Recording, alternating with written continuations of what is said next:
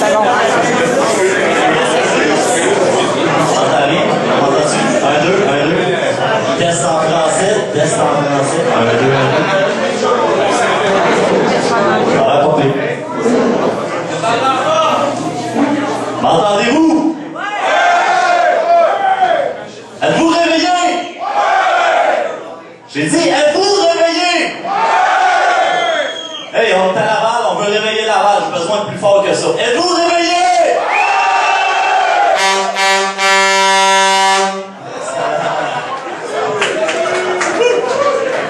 Oh, excellent. Si vous êtes, maintenant, si vous êtes bien réveillés, on va réveiller Laval à cette heure. Mais avant de commencer, je voudrais vous inviter à écouter attentivement tous les invités. Elles ont tous des choses importantes et intéressantes à dire et à chanter. Alors, je vous demanderai de bien vouloir les honorer de votre attention. Ils vous rendront bien de leurs paroles. De ce fait, je tiens à vous mentionner qu'il y aura des pauses de fumeurs au travers des discours. Alors, s'il vous plaît, ne quittez pas la salle en plein milieu d'un texte, c'est pas très poli. Donc, bienvenue à tous au Réveil Lavallois. Bienvenue à tous au Réveil Lavallois, qui vise à souligner la création de la nouvelle cellule Laval en faisant travailler nos membres pour votre plaisir. Non, sérieusement, nous voulons faire entendre à tous les Lavallois que même s'il n'y a jamais eu de réel mouvement surréaliste non partisan à Laval, que même si Laval vote souvent libéral jusque dans l'hôtel de ville, que nous sommes là à surveiller ce territoire québécois que l'on perd à vue d'œil aux mains des immigrants anglais et allophones. Nous voulons soulever la couverture assimilatrice du néolibéralisme et réveiller Laval. Donc, je voudrais tout de suite vous remercier d'être venus nous encourager dans cette démarche. Je tiens à remercier les gens qui sont venus de loin. Je pense à Québec, l'Estrie, l'Outaouais, même la Gaspésie. Donc, merci à tous ceux qui sont venus de loin et ceux qui sont venus de plus près aussi.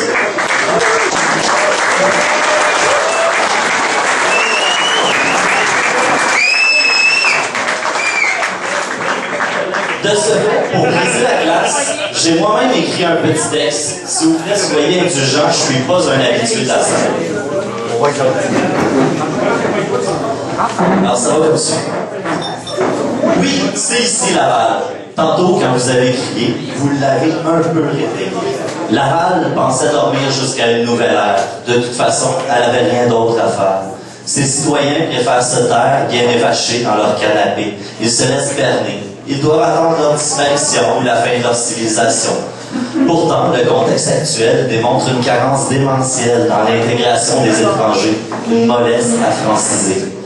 Mais enfin, il y a des citoyens qui se sont levés pour manifester et exprimer le fond de leur pensée. C'est fini, on est tanné de se laisser adosser. Glossotomie du français et adulation de l'anglais, complicé, assimilé. La dynamique du cerveau, c'est pire qu'un complot. La complainte d'un peuple intimidé, une trop grande affabilité. Courtois, poli et complaisant, on oublie même les coutumes nous sanctifiantes, éprouvantes, désolantes. Allons-nous vraiment courber les chines, affligés d'une triste mine, devant ces affairistes et ces carriéristes, forçant le couplage qui est notre cage? Mais à Laval, c'est final. On veut plus de leur diarrhée verbale. Au vautour du Parlement, ces êtres vils et éprouvants, nichés là où l'on parle et ment. Là-bas, dans ce théâtre méprisable, se côtoient des mimes et des pantins minables. Ils sont les acteurs clownesques de cette triste fresque, cette comédie satirique de jongleries oligarchiques. Dring, dring, Laval s'est réveillé. Cette fois, c'en est assez. Il est temps de se lever, de prendre en main notre destinée. Le souffle du Québécois est arrivé, c'est l'heure, il faut bouger. Nous avons tous un devoir d'opinion, utilisons-le avec motivation. Nous avons les armes de la création qui sont volonté et imagination, et par notre fractionnisme unificateur sur notre drapeau, nous choisirons les couleurs. Nous sommes des milliers de langues et de mains, et nous vous inonderons de notre volonté culturelle et de notre plume combative. Et si ce n'est pas assez, nous lèverons le poing, car il n'est pas question que nous nous écrasions devant l'adversité. Nous résistons déjà depuis des siècles et continuerons de le faire tant que nous n'aurons pas notre liberté.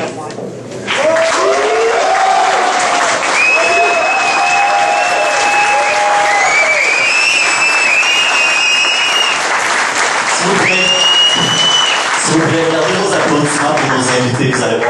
mains vont vous chauffer.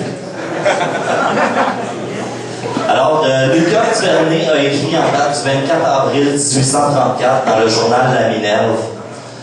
Réunissons-nous donc, et à l'instar de nos frères et de la grande nation, formons des sociétés patriotiques qui soient comme le foyer d'où sortir les lumières et doivent guider nos compatriotes. Que dans les cités, les vrais patriotes se rassemblent dans un local désigné, que là, dans le calme et la réflexion, on discute les meilleurs moyens de remédier aux maux que nous prévoyons.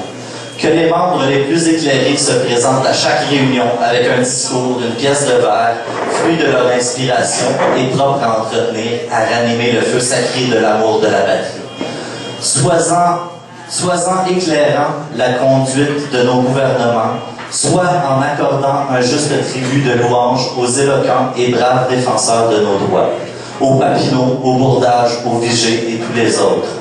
Que cette patriotique association se propage dans les villages, que de nombreuses ramifications s'étendent jusque dans les campagnes, y portent la sève précieuse de l'amour de l'indépendance, et qu'en éclairant les habitants, elle leur inspire le meilleur moyen de la conserver. Lucas Duvernay a été le patriote fondateur de la Société Saint-Jean-Baptiste de Montréal, société œuvrant à la protection et à la promotion de la langue française, de notre histoire nationale et de l'indépendance du Québec. La Société Saint-Jean-Baptiste de Montréal est présidée depuis 2008 par un homme qui est de tous les combats et qui clame que le temps est venu de recommencer à descendre dans la rue. Je vous présente M. Mario Beaulieu.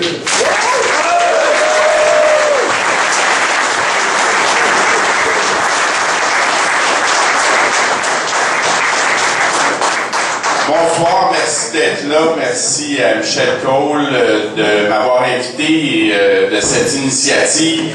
Le Réveil Lavallois, j'aime beaucoup le nom de l'événement parce que je pense qu'il y a un travail énorme pour réveiller les gens, pas seulement à Laval, mais à travers le Québec. À Laval, c'est la région en ce moment qui s'anglicise le plus rapidement. Je pense que depuis au moins une vingtaine d'années, on s'est fait beaucoup endormir. On s'est fait dire qu'il ne fallait pas réagir aux provocations du fédéral, qu'il fallait tolérer la bilinguisation des services publics, que c'était d'être xénophobe ou raciste que de défendre le français. Mais je pense que c'est le temps de réveiller les gens, d'expliquer que d'assurer l'avenir du français au Québec et en Amérique, c'est le droit fondamental à l'autodétermination des peuples. Il n'y a absolument rien d'extrémiste là-dedans. Au contraire, c'est ne pas réagir qui est extrémiste jusqu'à un certain point, c'est se laisser minoriser comme ça à Montréal et à Laval. Alors, je pense qu'il faut se réveiller, pour réagir, pour que les gens comprennent ce qui se passe en ce moment. Et on a parlé tantôt de Lucas Duvernay, qui était le fondateur de la Société Saint-Jean-Baptiste, qui était un des dirigeants du mouvement patriote en 1834. Et depuis ce temps-là, on se bat et on va continuer à se battre. Ça prend des mouvements comme ceux-là, comme le RRQ de Laval, ça en prend partout à travers le Québec. Il faut arriver à former avec tous les organismes indépendantistes de la société civile un mouvement indépendantiste fort, en dehors des partis politiques, dans la société civile, qui permet de faire une campagne permanente de promotion d'indépendance jusqu'à la victoire finale. Alors, merci au RRQ de Laval. Vive le Québec français et libre. Vive le RRQ de Laval.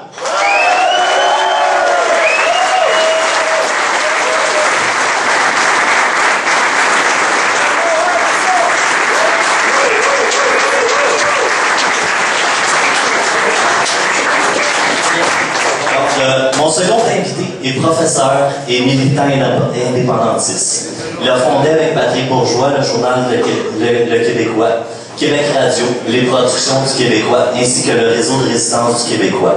Il dirige les éditions du Québécois depuis la fondation en 2003. Il est aussi vice-président du RRQ. Détenteur d'une maîtrise en littérature française et québécoise, il est aussi l'auteur de plusieurs articles parus dans le Québécois, ainsi que de 5 essais, dont Québec libre et le génocide culturel des francophones au Canada. Un homme travaillant à libérer la plume au Québec, je vous présente M. Pierre-Luc Bégin.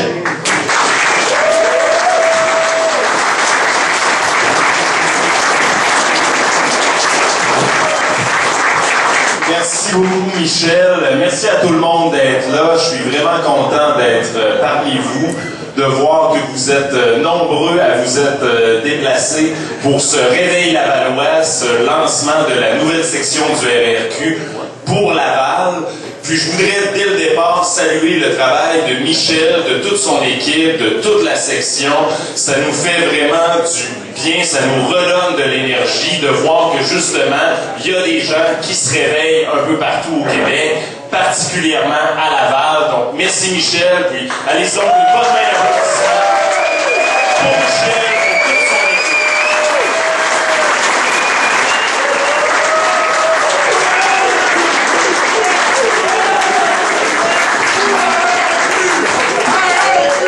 Donc, merci Michel, merci toute la gang de la nouvelle section ici à Laval, qui avait compris ce qui doit alimenter notre militantisme.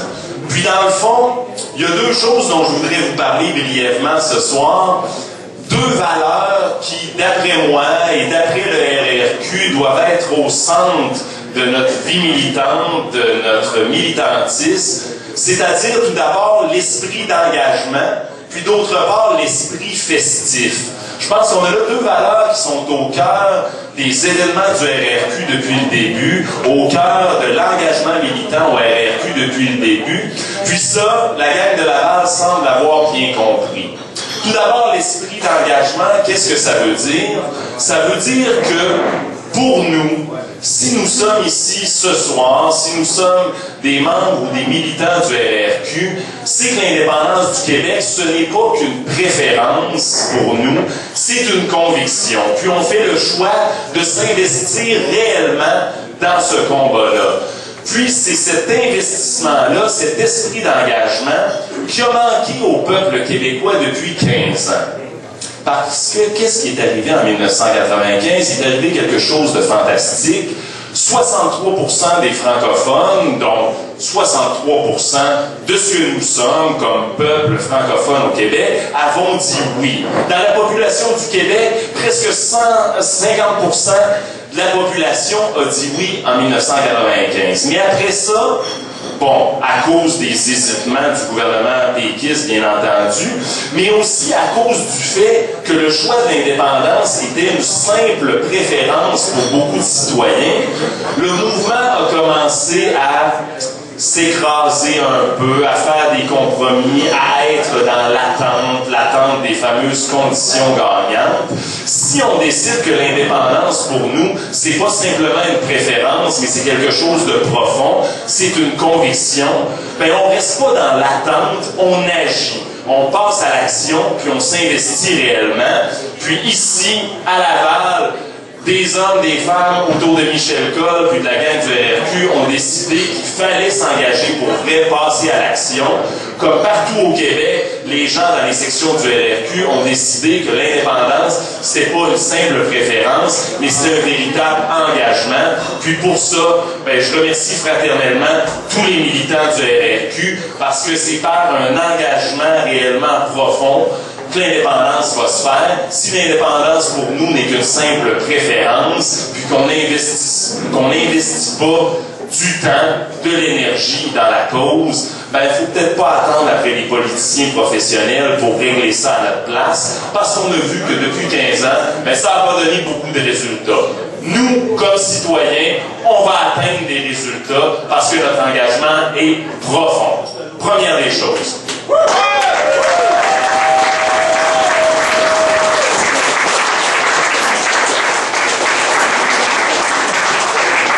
En lien avec ce que je viens de dire, je trouve intéressant également que les gens qui ont fondé cette section-là du RRQ Laval, pour plusieurs d'entre eux, ne sont pas nécessairement des militants de longue date. Puis au RRQ, vous le savez, on ne recrute pas des politiciens professionnels, on ne recrute pas des militants qui aspirent à une carrière ou qui aspirent à des ambitions personnelles. On recrute des citoyens. Puis on essaie d'être présent là où les citoyens ordinaires, là où les gens du peuple se retrouvent, dans une brasserie, dans la rue, un peu partout dans la communauté. Puis ça, pour moi, c'est fondamental. L'indépendance du Québec va se faire par la base. par le peuple, par les gens, par les citoyens, par les militants qui travaillent, qui investissent de l'énergie, pas pour une carrière, pas pour des médailles, pas pour une ambition personnelle, mais parce qu'ils croient profondément dans la cause. C'est notre cas, c'est le cas des gens qui ont décidé de fonder une section du RRQ à Laval, puis je pense que ça, c'est très enthousiasmant pour l'avenir, non seulement de la section, mais de tout le mouvement. Ensuite, l'autre aspect, l'autre valeur dont je veux vous parler, c'est la valeur de l'esprit festif. Trop souvent, dans le mouvement indépendantiste, on a oublié que ce qui était au cœur du mouvement à la base, dans les années 60, dans les années 70, c'était un esprit fraternel, un esprit de solidarité, un esprit de rassemblement. L'indépendance, si on veut rejoindre nos concitoyens, faut pas que ça soit plate, faut que ça soit attirant, faut que ça pique notre curiosité, suscite notre intérêt, que ça nous rende plein de joie, d'enthousiasme, de militer dans un mouvement vivant. Puis le fait d'organiser des spectacles de musique, le fait d'organiser des lancements festifs ou d'autres activités du genre, le fait d'intégrer de l'humour, de la chanson, voilà qui rend emballant notre projet. Évidemment, il faut aussi transmettre de l'information, il faut faire un travail intellectuel pour convaincre nos concitoyens. D'ailleurs, vous le savez, l'Organisation du Québécois, c'est une organisation à plusieurs volets. Il y a le Journal Le Québécois, il y a les éditions du Québécois, il y a Québec Radio et il y a bien sûr le RRQ, ce qui permet d'aller rejoindre un peu tout le monde. Ceux qui sont plus intellectuels, qui veulent s'informer, qui veulent faire une réflexion profonde sur la situation nationale, peuvent le faire. Puis ceux qui ont aussi le goût de se rassembler pour fêter, pour célébrer la chanson québécoise, pour célébrer la culture québécoise, pour célébrer l'humour québécois, peuvent le faire au sein du RRQ. Il n'y a pas d'excuses, il y en a pour tout le monde. Tous vos intérêts peuvent être comblés. Donc, continuez de vous engager au RRQ. On a besoin des talents et des intérêts de chacun. Chose importante.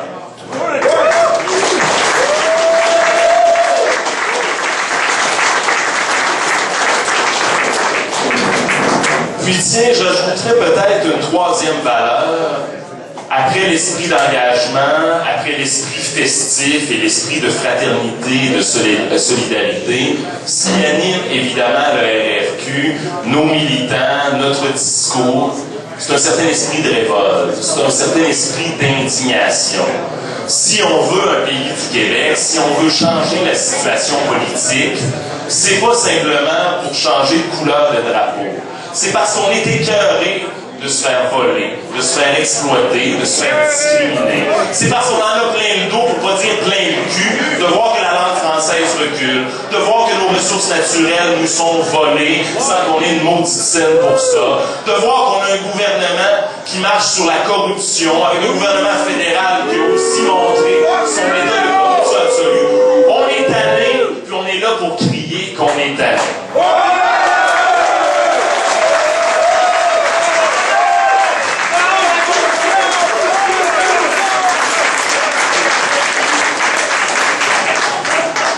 On a le droit d'être révolté, on a des raisons d'être révolté. C'est pas parce que certains nous disent que le Canada serait le plus meilleur pays au monde que ça nous rend aveugles, qu'on voit pas que le pays dans lequel on vit, c'est peut-être un pays où il y a un certain confort. C'est peut-être un pays où il y a un certain niveau de vie, mais ça n'empêche pas qu'une prison, même si elle est dorée, ça nous prive de la liberté. Nous, on sait qu'il y a plus de liberté qui nous attend. Nous, on sait où va notre argent lorsqu'on l'envoie à Ottawa. On sait que ça ne sert pas nos intérêts. On sait qu'on se fait voler. C'est normal d'être en colère. Il faut que cette colère-là devienne contagieuse. Puis quand on parle aux Québécois autour de nous ces temps-ci, avec toutes ces histoires de corruption du côté du gouvernement libéral à Québec, puis toutes ces histoires de magouilles qu'on a pu entendre autour des manœuvres du gouvernement fédéral depuis de nombreuses années, les Québécois s'en rendent compte aussi. Ce qu'il faut donc devenir, c'est un pôle de rassemblement. Des compatriotes sont en colère, des compatriotes veulent s'impliquer, ils ne sont pas attirés par les partis politiques, ils veulent être plus près des citoyens, ils veulent être davantage dans l'action. Venez au RRQ, vous allez pouvoir exprimer cette colère-là, vous allez pouvoir exprimer votre ras-le-bol, que les indignés du Québec viennent au RRQ.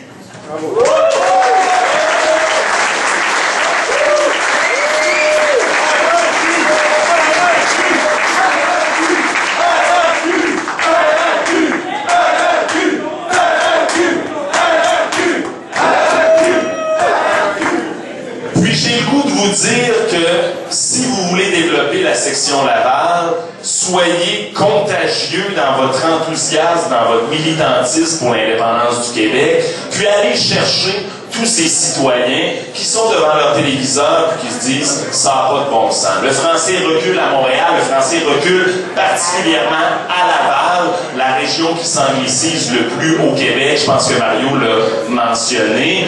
On se fait voler par un gouvernement fédéraliste corrompu. Plein de gens regardent ça devant leur téléviseur et se disent « quoi faire? Où aller? Où s'engager? » Ben, je pense que le RRQ, parmi d'autres organisations, comme évidemment la Société Saint-Jean-Baptiste de Montréal, est un très bon endroit pour regrouper ces gens-là, qui vont non seulement pouvoir travailler concrètement à changer les choses, mais en plus, comme ce soir, on va entendre la chanson québécoise, on va entendre des discours de penseurs québécois, on va entendre de l'humour québécois, on va non seulement se révolter, se libérer, mais on va aussi s'amuser. Donc, je vous souhaite une très bonne soirée. Merci.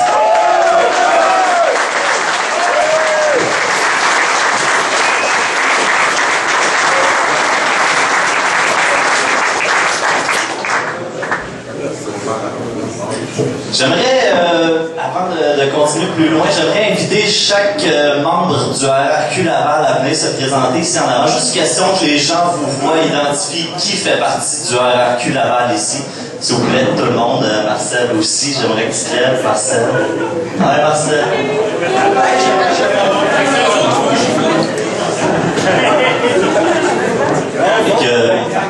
Une fois qu'ils vont tous être bien alignés, c'est là que vous pouvez lancer les tomates. C'est ça. Fait que...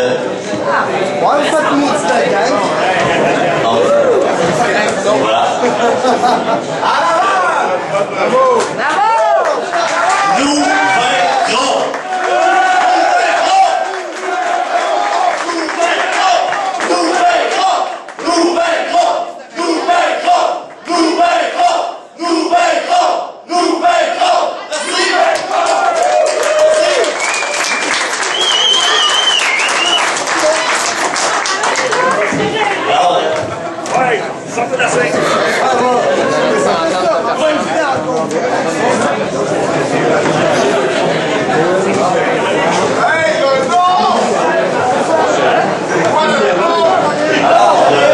Mon prochain invité a connu pratiquement toutes les facettes du militantisme. En 1964, il faisait partie des Chevaliers de l'Indépendance et participait à la revue L'Indépendantiste Parti pris. En 1965 et 1966, il a été membre du Front de Libération québécois. Du Front de Libération du Québec. Il a par la suite fait partie du Mouvement de Libération populaire, du PCQ, du PCC, du Front du peuple contre la violence raciste et fasciste, du Mouvement laïque québécois, du Carrefour culturel Québec-Cuba, Mouvement d'appui au Nicaragua, PQ, LAM, MEMO, SSJB, Bloc québécois, MLNQ, ainsi que du RRQ. C'est un ancien felguiste, il connaît le militantisme comme le fond de sa poche. Je vous demanderai d'accueillir M. Réal Mathieu.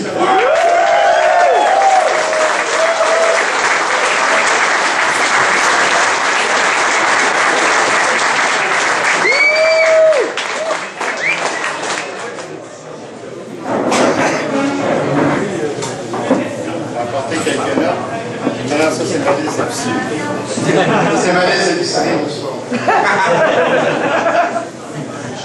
Attends, je vais aller faire de la place.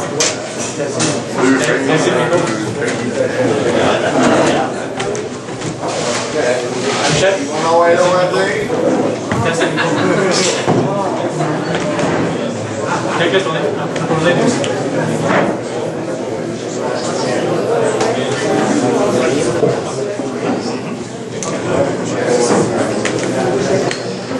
Alors, je vous prie d'être indulgent avec moi parce que je ne suis pas un orateur, je suis un agitateur. Alors, camarades et amis, je me sens un peu insécure dans cette assemblée parce que ma mère m'a toujours dit de me méfier de l'influence des mauvais compagnons. Et j'en vois quelques-uns ici ce soir. Mario est là, oui, c'est ça. Bon, par contre, je ne voudrais pas non plus avoir une mauvaise influence sur vous. Je sens donc que j'ai une grande responsabilité ce soir. J'ai des propos sérieux à vous entretenir et d'autres peut-être moins sérieux. On m'a présenté comme un ex-felkiste. Je dois corriger cette erreur. C'est impossible de devenir un ex-felkiste.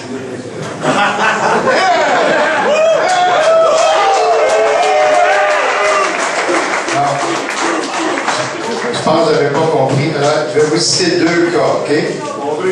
Il y a un jeune homme qui s'appelait Richard Terrien, OK? Qui, quand il était jeune homme, un étudiant à l'université, une fois, bon, sa blonde connaissait un gars qui s'appelait Paul Rose. Paul Rose lui a donné une lettre. Il a dit, veux-tu aller mettre ça dans la boîte à lettres? Le gars était passé la lettre. Plus tard, il était arrêté, accusé d'avoir aidé le FLQ. Il était condamné. Ça ne l'a pas empêché de faire ses études en droit. Et un jour, il est devenu juge, nommé non pas par le Parti libéral, mais par le Parti québécois. Quand le journal de la presse a découvert que Richard Terrien avait déjà été condamné pour avoir aidé le FLQ, il a été destitué. Quand on a été felkiste, cette étiquette-là vous colle toute la vie. Il y en a un autre que plusieurs connaissent peut-être, il s'appelait André Lavallée. Il était maire de l'arrondissement de Rosemont, un ancien felkiste. Il a fait un vol à main armée pour le FLQ. Il était rendu maire de l'arrondissement de Rosemont. Un jour, le journal de la presse s'est mis sur son cas, ils ont sorti l'histoire, et le gars n'a jamais pu se représenter aux élections. Encore une fois, quand on a été felkiste, c'est pour la vie, l'étiquette est indélébile. Alors, les médias et en particulier le gouvernement, je vous ai cité ces deux gars pour vous montrer que les médias et le gouvernement, les gouvernements fédéralistes, n'oublient jamais vos antécédents. OK? À toute ma vie, j'ai essayé de me débarrasser de cette étiquette-là. Et malheureusement, aussitôt que je lève le petit doigt, il ressort, puis c'est toujours Mathieu le felkiste. Alors j'ai arrêté de lutter sur ce front, j'ai capitulé, et je suis un felkiste.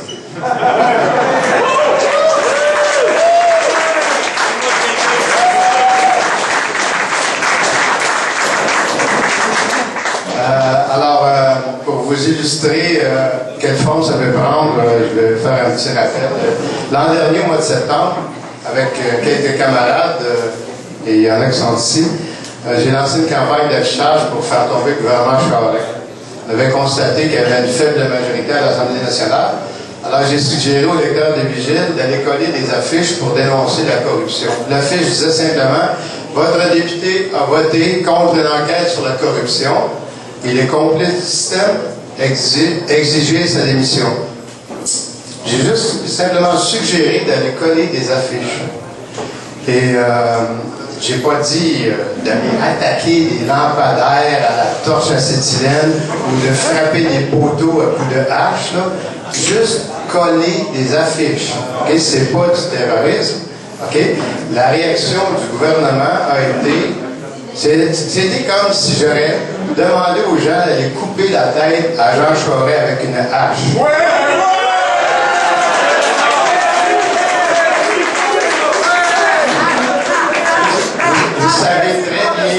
Vous savez très bien que j'aurais jamais fait ça à ma hache.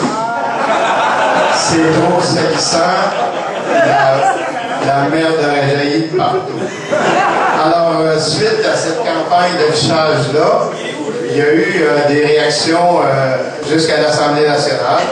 Le 18 octobre 2010, un député libéral voisin de la circonscription voisine ici, Alain Paquet, de Laval-des-Rapides, a pété les plombs. Parce qu'il y a un citoyen de Laval qui a repris l'idée que j'avais lancée sur Rigide et il a effectivement imprimé 150, 200 affiches et il a tapissé la circonscription de Laval-des-Rapides de ces affiches-là qui demandaient simplement aux citoyens d'exiger la démission du député, de ne pas être complice du système. Alain Paquette, ce député-là, a pété les plombs et ils ont sorti, ils ont fait des interventions de l'Assemblée nationale suite à un article, encore une fois, du Journal de la Presse. Et le député a dit qu'il avait découvert ce matin-là qu'il y avait un groupe nommé Réal Mathieu. J'étais un groupe à moi-même. Un ancien fêtiste qui disait que, citation, si nous réussissons à saper le moral de quelques députés, une réaction en chaîne peut se produire et le gouvernement peut tomber. Ensuite, ce sera à nous de jouer. Alors, le même jour, Charest a dit aux députés du Parti québécois de se distancier des radicaux de son parti qui s'associent à ce réseau de résistance de Québécois et d'un groupe qui s'appelle Vigile.net. OK? Alors, il était toujours question uniquement de coller les affiches. Le 24 mars 2011, le ministre de la Justice, Jean-Marc Fournier, et un député de souche juive, Lawrence Bergman, dans un point de presse, a dit que Vigile était antisémite. Je me rappelle, le ministre de la Justice a dit, je vous rappelle que M. Drainville a pris de l'argent du support à l'action bénévole pour financer Vigile et Réal Mathieu.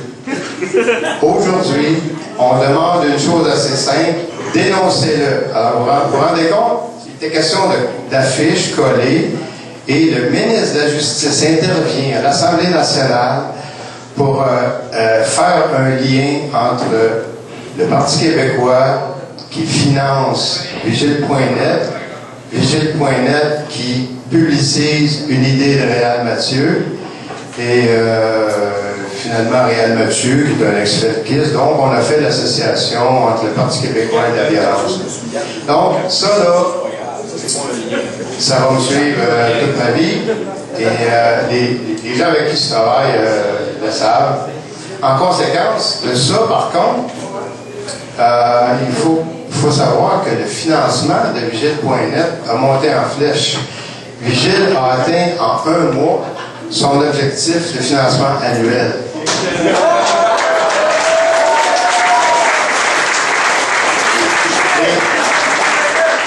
Les deux fois, alors les deux attaques, en octobre et en mars, les deux fois, les finances de Vigile ont éclaté.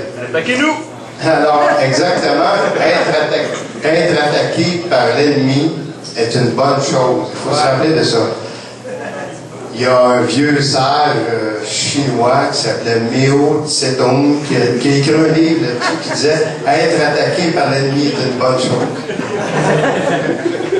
Alors, ce soir, je voudrais vous dire, vous donner quelques directives et quelques conseils pour vos luttes, dans le sens de qu'est-ce qu'il faut faire, qu'est-ce qu'il ne faut pas faire. Alors, la première chose que je voudrais vous dire, c'est qu'il ne faut pas sombrer dans le terrorisme. C'est pas parce que c'est illégal. C'est pas parce que vous pourriez aller en prison. C'est pas parce que c'est dangereux pour les autres.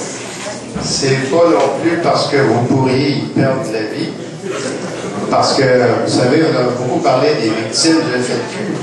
On n'a jamais parlé des FETKistes qui ont perdu la lutte dans la vie. Je vais vous en nommer quelques-uns. Pierre-Louis Bourret, étudiant au Cégep de Montréal, a été tué d'une balle dans la tête en faisant vol à merveille à Mascouche. Il a été tué par un soldat de l'armée canadienne en congé. Vous avez aussi Jean Corbeau, qui est décédé, qui est mort en allant porter une bombe qui était défectueuse. Vous avez aussi Gilles Legault, qui est décédé, pendu dans une cellule du trou à Bordeaux. Nous, on a toujours dit qu'il avait été pendu par l'administration, mais eux ont passé ça pour un suicide. Vous avez aussi Michel Lafleur, un autre militant du FLQ, qui était tellement radical qu'à un moment donné, l'administration des pénitenciers fédéraux l'a envoyé en Ontario, à Minneven. Ils l'ont mis dans un quartier avec des psychopathes et le gars a été tué en prison, parce qu'il était felkiste. Vous avez aussi Jean Gaston-Gay, qui lui, après sa sortie de prison, incapable de se réintégrer dans la société, s'est suicidé par immolation sur le Mont-Royal. Donc, 5 felkistes qui ont perdu la vie. Le terrorisme, c'est dangereux. Mais, c'est pas pour ça que je veux vous dire de faire attention de ne pas tomber là-dedans. La raison pourquoi je veux vous dire ça, c'est que le terrorisme, ce n'est pas révolutionnaire. Et je vais vous expliquer pourquoi. Vous avez beaucoup de jeunes ici, moi j'ai 64 ans. J'ai eu bien le temps de réfléchir sur mes activités quand j'étais plus jeune. Et je vais vous raconter un petit peu. J'avais 17 ans quand j'ai adhéré pour la première fois à un réseau du Front Libération du Québec. C'est le réseau de Gilles Legault, justement, celui qui a été suicidé par l'administration à Bordeaux. Ce réseau-là a été démantelé suite à une infiltration du FBI parce que ce réseau-là était en train de fournir de la dynamite à des Noirs américains, des Black Panthers, qui voulaient faire sauter la Statue de la Liberté. Donc, vu l'infiltration, des gens qui avaient été impliqués dans cet échange de dynamite-là ont été attrapés et condamnés. J'avais donc 17 ans à ce moment-là et Gilles Legault avait décidé de ne pas m'impliquer dans cette activité-là parce que je n'étais pas majeur dans ce temps-là.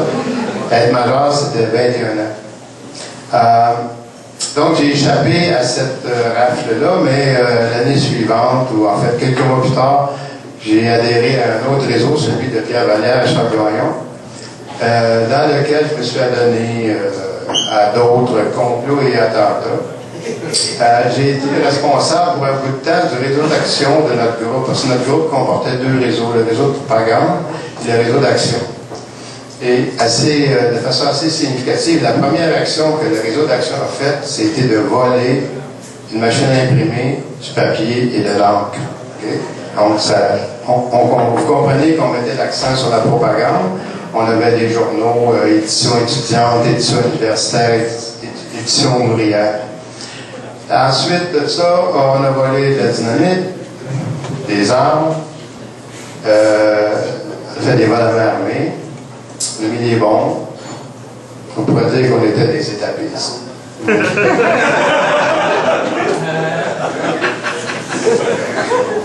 J'ai personnellement recruté des amis, des gens de mon âge que je connaissais, et certains étaient encore adolescents. Et c'est pour ça que Jean Corbeau, qui est décédé en allant porter une bombe à la Dominion Textile, bombe qui était défectueuse, lui, il y avait une grève à la Dominion Textile et le FLQ du groupe Vallière-Gagnon, on intervenait dans les grèves pour la défense des intérêts des travailleurs. Donc, ce jeune homme-là, de 16 ans, il portait une bombe et il est sauté avec. Du fait de toutes ces expériences-là, je peux vous dire que je connais la vraie nature du FLQ et des autres organisations qui ont utilisé le terrorisme pendant les années 60-70 pour faire avancer la lutte pour l'indépendance du Québec. Et moi, aujourd'hui, je vous affirme que l'action du FLQ est, dans son essence même, réformiste et non pas révolutionnaire. Et je sais que j'ai l'air de dire des énormités, mais je vais vous expliquer pourquoi. Le terrorisme, c'est l'arme des petits. c'est bien connu, c'est l'arme des petits et des faibles qui l'utilisent pour menacer les gros, les puissants.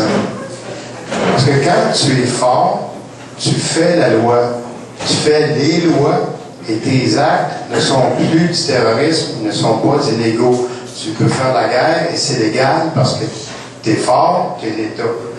Mais les petits, étant faibles, utilisent le terrorisme, mais quand ils l'utilisent, en général, c'est pour menacer un gouvernement ou une autre organisation pour lui faire ce qu'ils ne peuvent pas faire eux-mêmes, okay, à cause de leur impuissance. Donc, le FLQ était un groupe de personnes qui étaient faibles, qui n'arrivaient pas à faire ce qu'ils voulaient, c'est-à-dire l'indépendance du Québec, la lutte contre l'exploitation, contre l'oppression, et il exerçait des pressions sur le gouvernement pour que le gouvernement procède à des réformes que le FLQ ne pouvait pas faire lui-même. Okay? Donc, on peut comprendre facilement qu'une organisation terroriste ne demandera jamais à un gouvernement de faire la révolution. Le gouvernement ne peut pas faire la révolution, ne peut pas se suicider. Le gouvernement ne peut pas faire la transition, disons, du capitalisme au socialisme. OK? Donc, les seules choses que les terroristes peuvent demander au gouvernement, c'est des choses qui sont réalisables. Okay? La preuve, c'est que la plupart du temps, ces choses-là finissent par se réaliser, mais avec le temps, avec des luttes populaires, la pression des luttes populaires. Donc, le FLQ n'a jamais tenté de prendre le pouvoir au Québec. Le FLQ n'a jamais tenté de renverser le système capitaliste, ni de faire la révolution socialiste. Le FLQ et les autres organisations similaires qui ont existé, il y a eu un réseau de résistance, il y a eu le Comité de libération nationale, il y a eu le Mouvement de libération nationale, il y a eu l'Armée de libération nationale, l'Armée révolutionnaire du Québec. Tous ces mouvements-là ont exigé du gouvernement ou du patronat, à l'occasion, certains changements, certaines décisions, certaines réformes. Et beaucoup de ces choses-là ont été faites avec le temps. Par exemple, les choses qui étaient demandées par le FLQ, je vous en donne quelques-unes, mettre fin à l'oppression nationale des colonialistes canadiens, mettre fin à la discrimination contre les Québécois par les patrons francophones, mettre fin, laisser les Québécois s'autodéterminer, interdire les briseurs de grève, réengager les travailleurs de la base, entre autres, libérer les prisonniers politiques, demander une rançon. Alors toujours, le principe était que si vous ne faites pas ce qu'on vous demande, il va y avoir de la violence, on va faire sauter des bombes. Mais mettre des bombes en soi, ça n'a rien de révolutionnaire. L'extrême droite, partout dans le monde, met des bombes. Le crime organisé met des bombes. La mafia met des bombes. Les Algériens mettent des bombes. Mettre une bombe en soi, il n'y a rien de révolutionnaire là-dedans. Okay? Alors, la contribution qu'il faut reconnaître aujourd'hui aux centaines de jeunes qui ont utilisé la violence dans les années 60-70, c'est de s'être rebellé contre l'oppression nationale, d'avoir desserré, d'avoir contribué à desserrer l'étau dans lequel était coincé le peuple québécois. Okay? Exactement comme les patriotes de 37-38 l'ont fait à leur façon dans le temps. Nous avons été des patriotes de 62-72, si vous voulez. Et un jour, peut-être, il y aura un mois d'hiver, à la mémoire des FLQistes, comme il y en a un maintenant à la mémoire de ceux qui ont été arrêtés pendant la crise d'octobre. Ceci dit, si on n'utilise pas le terrorisme, qu'est-ce qu'on fait? Okay. Ben, il faut lutter. Il faut toujours lutter. Il faut escalader la lutte. Il faut mener des luttes radicales. Il faut mériter l'étiquette de radical. C'est-à-dire qu'il faut être plus dur, plus audacieux, plus effronté et plus intransigeant que la moyenne des militants indépendantistes. Ce qui ne veut pas dire qu'il faut tomber dans le crime ou la violence. Puis je vais vous expliquer. Moi, j'ai une expérience de travail particulière. J'ai travaillé chez Provigo pendant une vingtaine d'années. J'étais pas dans les magasins, j'étais à l'informatique, mais j'étais au courant de tout ce qui se passait. Et chez Provigo, il y avait une multitude de syndicats, il y avait beaucoup de grèves. Parfois, il y avait une section, l'entrepôt à Laval, ici, au parc industriel était en grève. Des magasins affiliés étaient en grève, des magasins corporatifs étaient en grève. Mais la compagnie s'organisait tout le temps pour être capable de faire fonctionner quand même les entrepôts ou les magasins avec des cadres. Okay? Donc, qu'est-ce que les syndiqués faisaient? Les syndiqués, pour empêcher les magasins de fonctionner, exerçaient des pressions économiques.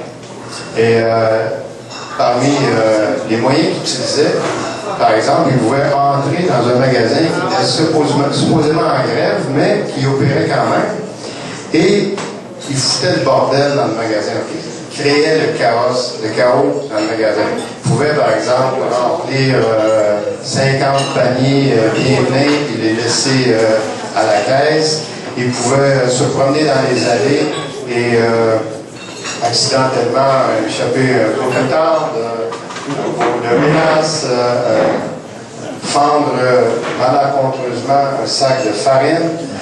Donc, vous aviez un groupe de 20, 30 syndiqués qui entraient dans un magasin et vous pouvez être sûr que quand ils ressortaient, le magasin n'opérait plus pour au moins 48 heures. Okay? Ça, c'était des moyens de pression et il n'y a jamais personne qui est en prison pour avoir échappé un pot de moutarde. Okay? Ça, c'est clair. Bon. Alors, ce sont des moyens de pression. Bon, on pourrait dire borderline, là, mais cette expérience-là m'a amené à penser qu'aujourd'hui, dans nos luttes,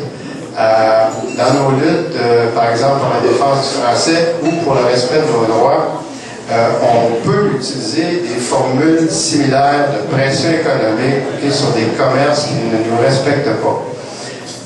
Il faut commencer à petite échelle pour se faire les dents, pour prendre de l'expérience. Je dois signaler que récemment, le mouvement Montréal français a commencé à faire des manifestations éclairs. Je salue ces actions-là, je les supporte, c'est excellent. On est arrivé il y a 2 semaines, on est entré dans les bureaux de Cogeco, on a occupé par la ruse les bureaux de Cogeco, la réception pendant 15 minutes, on a foutu le bordel.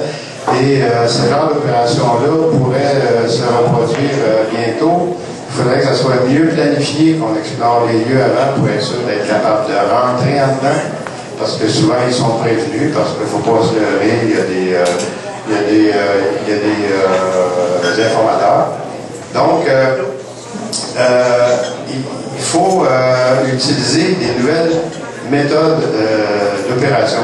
Il y a eu un boycott de magasins sur la rue Saint-Denis, un magasin qui vend des produits israéliens. Le boycott s'est fait sur le trottoir, ça vaut rien. Il ne faut pas essayer de convaincre les gens qui étaient sur la rue. Si les gens qui étaient sur la rue étaient entrés dans le magasin et s'étaient fait déballer des souliers pour les essayer pendant toute la journée, c'est certain que le magasin n'aurait pas pu opérer, il n'aurait pas fait une scène de la journée. Donc, je veux dire aussi que la violence, c'est un phénomène multiforme. Aujourd'hui, dans les affaires de violence conjugale, la violence verbale est reconnue au même titre que la violence physique. Donc, la même chose sur les lieux de travail. Le harcèlement psychologique est reconnu comme un crime. Alors, comment on appelle ça? Des commerçants qui, tous les jours, nous méprisent publiquement et nous harcèlent parce qu'on ne parle pas la bonne langue selon eux. Donc, nous sommes victimes d'une violence quotidienne, hypocrite, vicieuse et insidieuse. On nous violente quand on refuse de nous servir dans notre langue. Donc, je suggère que des actions éventuellement pourraient être organisées pour créer le chaos légal dans des magasins où on ne nous respecte pas et où on foule nos droits aux pieds, où on nous méprise. Pour encadrer ça, il y aurait différentes façons, mais je vais laisser ça à votre imagination. Ce que je viens de décrire là, ça peut s'appliquer à tous les cas, que ce soit pour l'exploitation des gaz de schiste, dans la construction d'une centrale hydroélectrique comme à Sainte-Ursule, par exemple, la lutte qu'a menée récemment René Boulanger, pour l'exploitation du pétrole de l'île d'Anticosti. Il y a toujours moyen de faire de la désobéissance civile active, dérangeante, perturbatrice et efficace. C'est ça, être un agitateur professionnel. C'est transformer la société pour que les petits soient protégés, pour que les faibles soient respectés, pour que les pauvres s'enrichissent, pour que les minorités comme nous sommes en Amérique du Nord, soient défendues. C'est ça, transformer la société. Il faut que les petits, les humbles, les travailleurs, les exploités soient au poste de commande. Il faut faire payer les riches comme des marais, comme ça se passe actuellement à Wall Street. Ils veulent faire payer les riches. C'est ça, faire la révolution. C'est pas mettre des bons. C'est ça que je voulais vous faire comprendre. Maintenant, il n'y a pas 36 solutions pour faire payer les riches et faire l'indépendance du Québec. La première chose, la plus importante à faire, c'est de prendre le contrôle de l'État du Québec. L'État du Québec, c'est l'organisation la plus puissante que nous, les Québécois comme nation, on ne va jamais pouvoir contrôler. Il n'y a rien de plus puissant que l'État du Québec comme outil pour notre propre émancipation. Donc, comme M. Parizeau a dit cette semaine à l'émission de France Bazot, l'État, normalement, défend son monde. Et dans un pays normal, l'État défend son monde. C'est une pensée profonde. On s'entend que ce n'est pas le cas actuellement. L'État du Québec, actuellement, ne nous défend pas. Actuellement, l'État est détourné. L'État est squatté par une gang de pirates qui l'ont pris d'assaut en 2003. L'État ne défend pas son monde. L'État défend un réseau d'intérêts privés, mafieux, antinational et étrangers. Oui!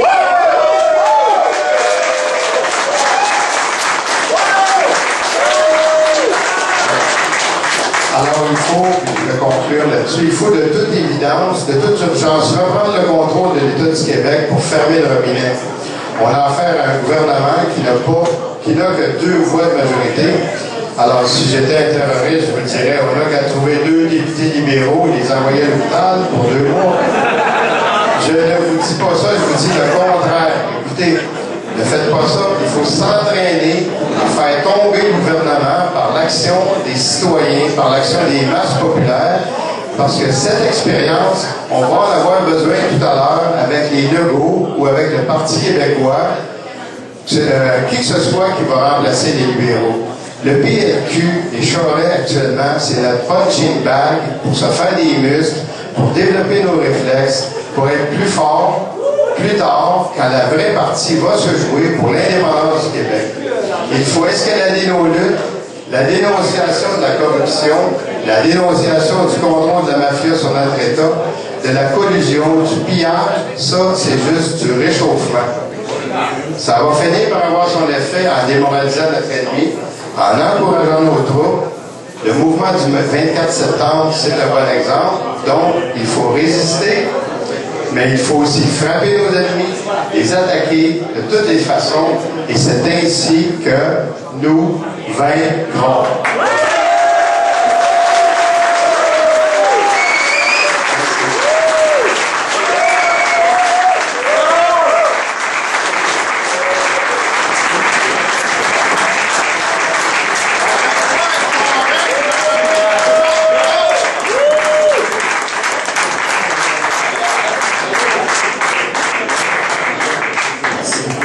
Quand je vous disais que cet homme-là a du bagage. Je vais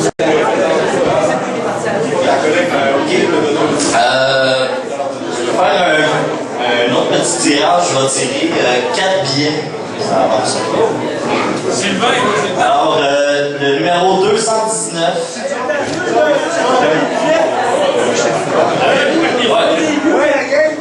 Regardez vos billets. On va y aller avec le numéro 219.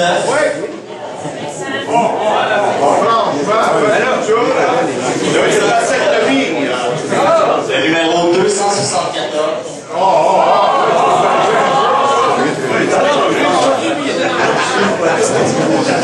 Le numéro 274. Le 279.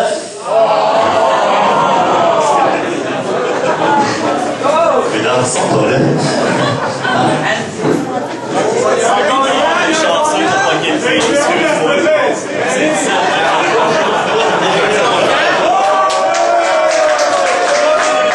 Le 218.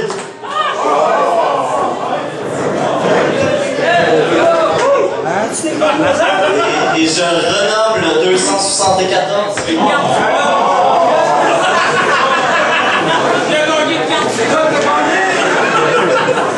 prendre un autre dans ce cas-là, ça va être le 221.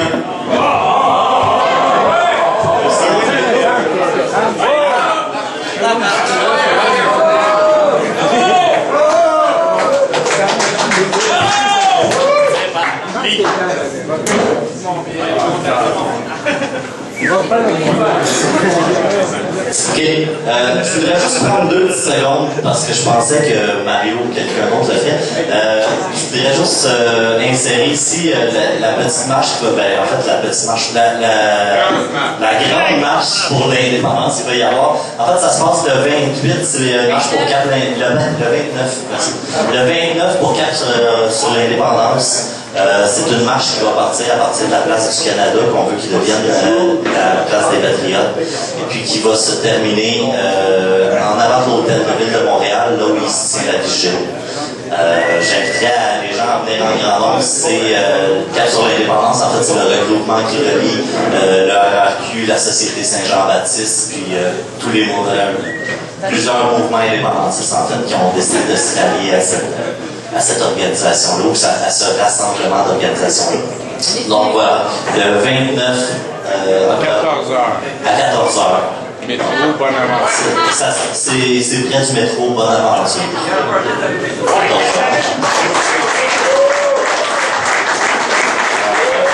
Voilà, donc je vous invite à aller prendre une pause, aller fumer, ça fait 15 minutes d'avant, top chrono. Dans 15 minutes, on recommence.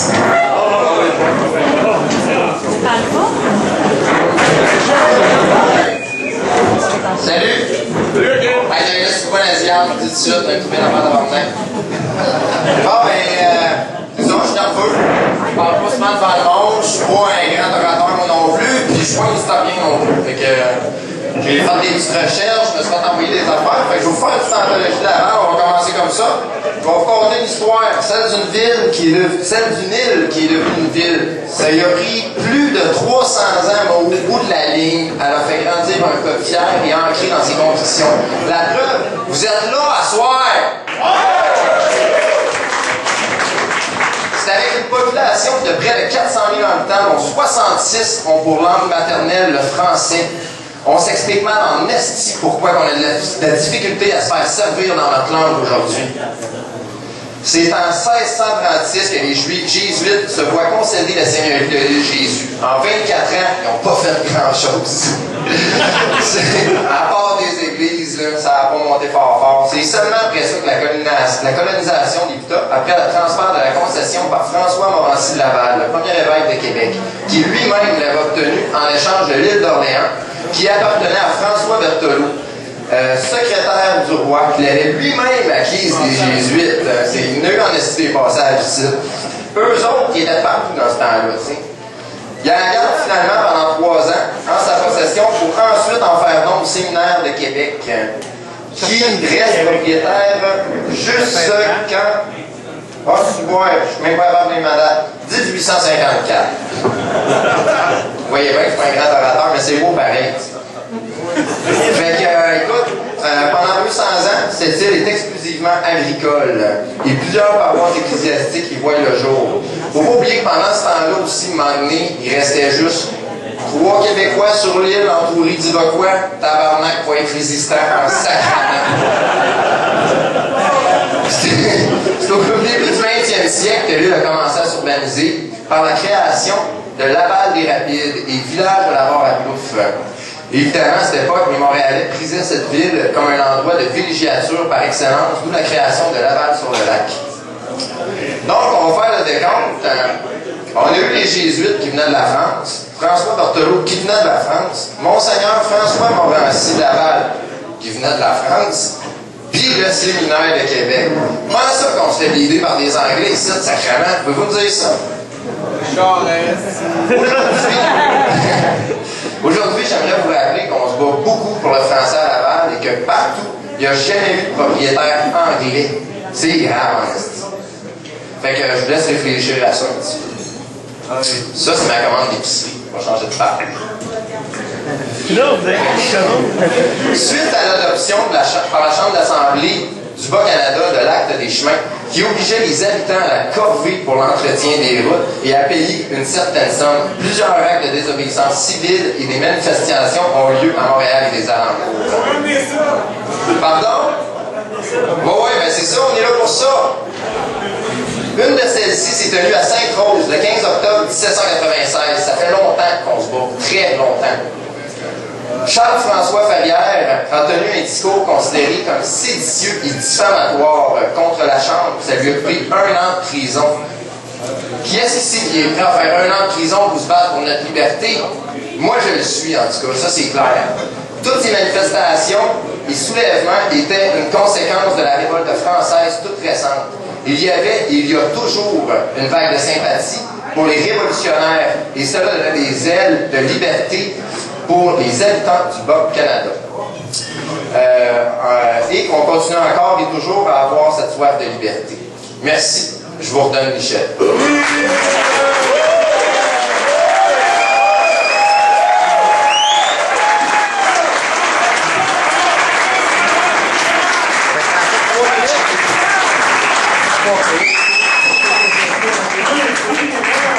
Merci à Kim, un grand homme.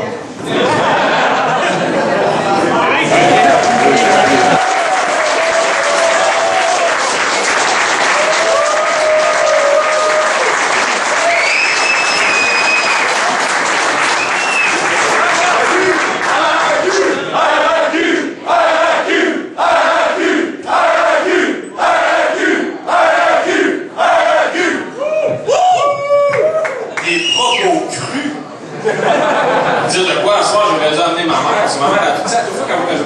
Oh non, pas mon fils, qu'est-ce qu'il va dire encore? À soir, c'est pas moi qui sac le plus, puis c'est à côté de Réal, j'ai l'air pas moi dans mon maudit. Puis là, à soir, en plus, bon, je m'en venais tantôt, puis je disais, bon, moi aussi, je vais dire, bon, c'est presque pas mal d'aider des vedettes à soir, fait que t'as pas besoin de rien faire. Fait que j'ai rien préparé. Fait qu'on va y aller comme ça vient. Tout d'abord, tu sais, puis Pierre-Luc vous l'a dit un peu tantôt. Tu sais, on regarde ça aller, nous autres, tu sais, les deux poêles, ça fait 15 ans qu'on travaille ensemble.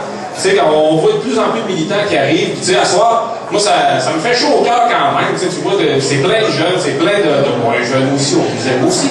Mais, tu sais, je suis en train de devenir politiquement correct, calice. Fait que là, tu sais, on voit arriver, tu sais, on le sait, nous, qu'on est dans un contexte difficile. On le sait que nos idées, notre cause, elle est juste, elle est noble. On sait que c'est nous qui avons raison. On le sait que c'est de notre côté que c'est beau, puis c'est en face que c'est pas beau. Puis là, on vous voit arriver. On vous voit avec votre enthousiasme, puis là, vous êtes décidé que vous voulez faire quelque chose. Dans un contexte mauditement difficile.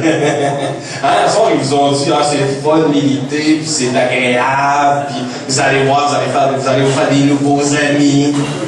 Moi, je vais vous parler un peu de l'autre côté. Que vous compreniez bien que, bon, une petite soirée, on commence, là, entre amis, on prend une bière, on jase, ça va bien. Mais il y a aussi, ça, je disais ça souvent à Carlo, hein. Carlo, là, tu peux te coucher les oreilles, je vais radoter. Mais c'est quoi la qualité première d'un militant? C'est pas d'avoir une belle plume, c'est pas de bien s'exprimer en public, c'est pas d'être propre, bien peigné. C'est de durer dans le temps. La première chose, durer dans le temps. On en a vu passer combien, mon puis Pierre-Luc, quand il arrivait? Ah, et moi, en tout cas, tu vas voir, j'ai donné la solution. Regarde, je t'ai mis ça, c'est un apron, là. On va régler la situation. 6 mois après, il s'était donné en Sacramento. 6 mois et un jour. Ben là, sais-tu, ma blonde, elle aime plus bien ça pour me voir souvent de même. Fait que, il va falloir que je retourne dans le salon. Non, vous êtes mieux. Commencez tranquillement. Si le train va loin, trouvez votre rythme de croisière et soyez là jusqu'au grand soir. Ça, c'est le premier des conseils, puis c'est le plus important. Hein? C'est pas tout le temps le fun, tu te lèves le matin, puis tu sais, je repense à Falardeau, qui nous disait, tu sais, il était, ben souvent, il était tout seul sur la ligne de front. La ligne de front, c'était lui à peu près, c'était pas quasiment lui tout seul.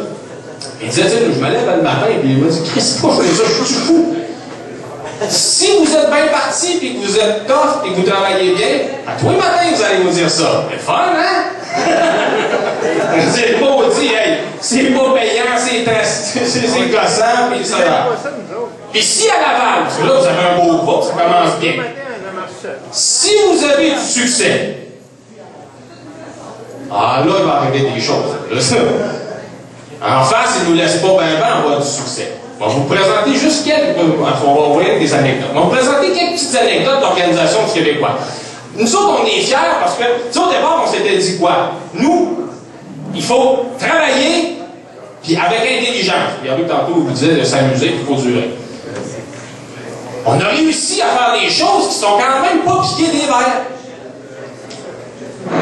Qu'est-ce qu'on a réussi comme grand? On va y aller vite, comme ça. Salaire secret de Jean Charest, ça vient du Journal Le Québécois, c'est nous autres qui avons parlé de ces résidences qui n'avaient pas eu moyen de se payer. On a réussi. Après ça, ils nous ont dit, on va aller vous faire des sparages chez Plaine d'Abraham avec nos beaux petits soldats de plâtre, puis on va faire un party, vous allez manger des croustilles, puis on va vous fourrer une volée, comme on vous a fait ça en 1759. On s'est dressé, on a dit non, Falardeau est encore là. On a dit, il n'y en a pas question, il n'y aura pas eu de nouveau en plaisance avec notre argent, le surpoids. Et on a gagné! C'est possible de gagner quand on y met du cœur et du courage. On a gagné cette fois-là aussi. Après ça, qu'est-ce qu'on a fait d'autre? Hein? On a su d'autres des victoires. On a quand même fait passer un prince d'Angleterre par la porte en arrière à travers les fenêtres. Le monsieur venait effectivement de sa prestance de nous dire que nous étions ses loyaux au sujet, venait visiter une caserne de l'armée canadienne. Les petits gars qui se sont venus de bout, puis des petites filles, puis je pense à Pierre Biacchi, qui n'est pas un petit gars tout à fait, hein, il a un certain âge, pas bien coup de matraque qu'il a eu à 82 ans. Il s'est tenu de bout comme tous les autres étaient là, puis on a réussi à faire ce qu'on avait à faire. Michael Jean! Hein? Et il nous l'a présenté comme la nouvelle grande révélation. Alors nous, on a dit, on a quand même certaines informations sur la dame, et on les a diffusées, et on a scrappé son party. Paul Martin, dans sa biographie, il nous en veut encore. Je ne sais pas si tu as vu la biographie de Paul Martin. Il y a des parfums qui ont scrappé une campagne avec que Michael Jean ne nous nomme pas, là. Il ne peut pas trop nous donner de gratitude et de reconnaissance. Mais vous voyez, on a gagné à quelques occasions. Puis ça, c'est... là, on garoche ça de même, mais c'est beaucoup de travail, c'est beaucoup de courage. En face, ils n'aiment pas ça, perdre. Ils n'aiment pas ça que les indépendantistes gagnent. À Laval, quand vous allez commencer à rajouter des petites victoires, vous allez avoir des petits grains de papier du coin qui vont vous chier sur la tête. Ici, c'est un rayonnement national, vous allez même avoir droit probablement au crachat d'André Pratt lui-même. Nous autres, comment ils ont essayé de nous écraser l'organisation du Québécois? Tout d'abord, ils ont dit, hey, ils ne peuvent pas avoir d'argent, ces gens-là. Les libéraux sont arrivés, ils ont coupé toutes les sources de financement. En quelques semaines, on a perdu une affaire comme 30-40 000 $ qui nous venaient de différents programmes, dont on avait absolument droit, on cadrait avec les critères d'admissibilité de ces programmes-là, on avait droit à cet argent-là. Mais parce qu'en face, ce sont des tricheurs et des menteurs, ils nous ont enlevé notre argent. On avait aussi droit à la patente de soutien à l'action jeunesse, je ne sais pas trop comment ça s'appelle ce programme-là, c'était une affaire comme 200 000, notre plan était prêt, il restait des chèques à signer, Charest l'a déchiré. Qu'est-ce qu'on a fait? On s'est dit, là, il faut se mettre à l'abri, l'argent, il faut le trouver à une place qu'ils ne peuvent pas mettre la main dessus. On s'est mis à vendre des t-shirts, puis on est rendu, on finance une organisation qui en vendait des t-shirts et des patentes. C'est spécial un peu, mais c'est ça que ça marche. Ils se sont dit, on n'est pas capable d'essayer avec l'argent. On veut faire peur avec ce qui fait le plus peur dans notre société, les avocats. Là, ils ont essayé de nous faire taire. On dit, un bourgeois, il écrit à l'affaire sur le premier ministre. Plus gros cabinet d'avocats à peu près au Québec, là, McCarthy-Tétrault ne pas le nommer, on va leur faire de la belle publicité. L'avocat, c'est en question, c'était Gérald R. Tremblay. Hey, là, l'huissier débarque chez nous, là, arrête un peu, là. On avait osé dire que Charest n'avait pas les moyens de vivre dans ses maisons. La huissier, parce que c'était le temps, elle débarque chez nous, à quoi? Puis là, elle voulait absolument lire la lettre avec moi. Normalement, j'ai dit, tu vas me la donner pour t'en aller. C'était quand même pas une visite super agréable. Mais là, elle lit ça, puis là, tu voyais que la madame était contente. Elle dit, vous, monsieur, vous, je connais pas de Gain-Warlegui, j'ai jamais déporté ça, même mise en avant le premier ministre. Ben, au moins, on a amusé la dame cette journée-là. Mais là, je sais pas si vous le savez, mais t'as reçu une mise en demeure d'un gros cabinet d'avocats, s'occupe du premier ministre, t'es un petit tout nu à peu près 10$, ça fait peur. Faut que tu te tiennes debout. Ça, c'est aussi le militant, c'est important. Pas parce que l'ennemi te fait peur, puis oui, il fait peur. Il est puissant, il est bien organisé. Nous autres, tout ce qu'on a, c'est notre cœur. Notre amour de la justice et de la liberté. Ça, c'est plus fort que le portefeuille. Mais il faut l'écouter, par exemple. Fait que là, nous autres, quand les avocats sont débarqués chez nous, on se tient debout. Puis on va chercher des ressources, par exemple, pour se rassurer. Fait qu'on avait Guy Bertrand comme avocat. Fait que là, on a dit, amène-les des avocats à mon charret, puis ça va bien aller. Le système, qu'est-ce qu'il a fait? Il a congédié les 2 journalistes du journal de Sherbrooke qui avaient osé parler de notre histoire. Ils ont donné un blanc à Michel Hébert, ils ont quasiment sacré dehors du journal de Québec. Puis on s'est nous fait plier, les autres, on a tenu. Parce qu'on a tenu, quelques temps après, Charest a dû admettre qu'il touchait un salaire secret qui correspondait à ce qu'on avait identifié comme manque à gagner dans ses revenus personnels dans le journal de Québécois. Évidemment, toute la campagne de salissage qu'il avait faite dans Québécois, gracieuseté de Luc Lavoie, Petit Roquet, Sale, qui a travaillé pour Brian Mulroney et bien d'autres pour faire des jobs de bras, ils se sont pas excusés en disant qu'on avait raison, qu'on avait bien fait notre travail. Donc, ils sont contentés de nous ridiculiser. Mais ça fait partie de la job. C'est ça aussi, il faut que vous en rappeliez. Après ça, ils se sont dit, bon, ils n'ont pas fait des avocats, ces maudits-là. On va leur faire peur avec d'autres choses. Fait que là, ils ont commencé à envoyer la police. Là, t'avais la police qui débarque chez nous. Là, c'était l'EISN. Nous autres, c'est pas la police de la ville de Montréal ou des polices. Nous autres, c'est la vraie police. L'EISN, l'équipe intégrée de la sécurité nationale, fondée dans la foulée des attentats du 11 septembre 2001. Il débarque chez nous, dit, là, vous êtes qui, vous, l'EISN? Qu'est-ce que vous faites dans la vie? On combat le terrorisme sur la scène canadienne. Oh. J'ai dit là, il y a de la grande visite ici ce matin. Mais là, lui, il me dit, parce que là, il y avait eu des faux communiqués du FLQ qui avaient été envoyés, là, disait que le nouveau FLQ revenait au monde, puis là, il débarque chez nous, puis il dit, on pense que c'est toi le chef, puis Falardeau, c'est comme votre grand gourou, Félix. Il dit, là, mais êtes-vous vraiment sérieux? Tu sais, il dit, oui, puis là, t'as l'air d'être un bon gars, ça fait qu'on te proposerait de collaborer avec nous autres. Hein?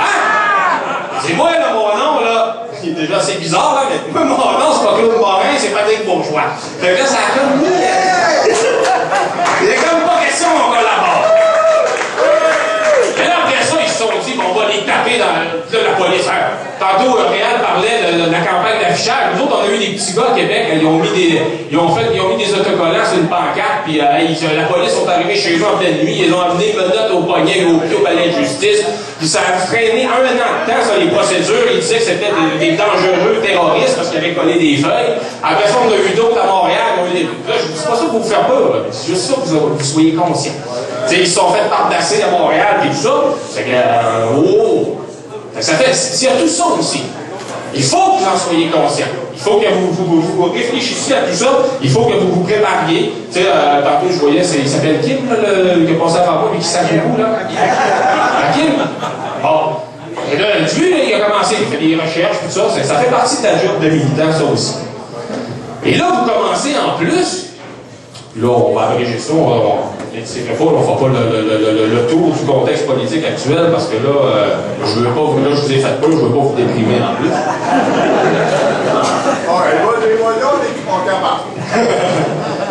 Alors là, vous embarquez, on développe le réseau. Dans un contexte, j'ai écrit un texte sur le site de l'organisation, je ne sais plus quand, j'appelle ça des temps ténébreux. Il faut que vous soyez prêts, parce qu'on a dit avant, des petits conseils de mon oncle.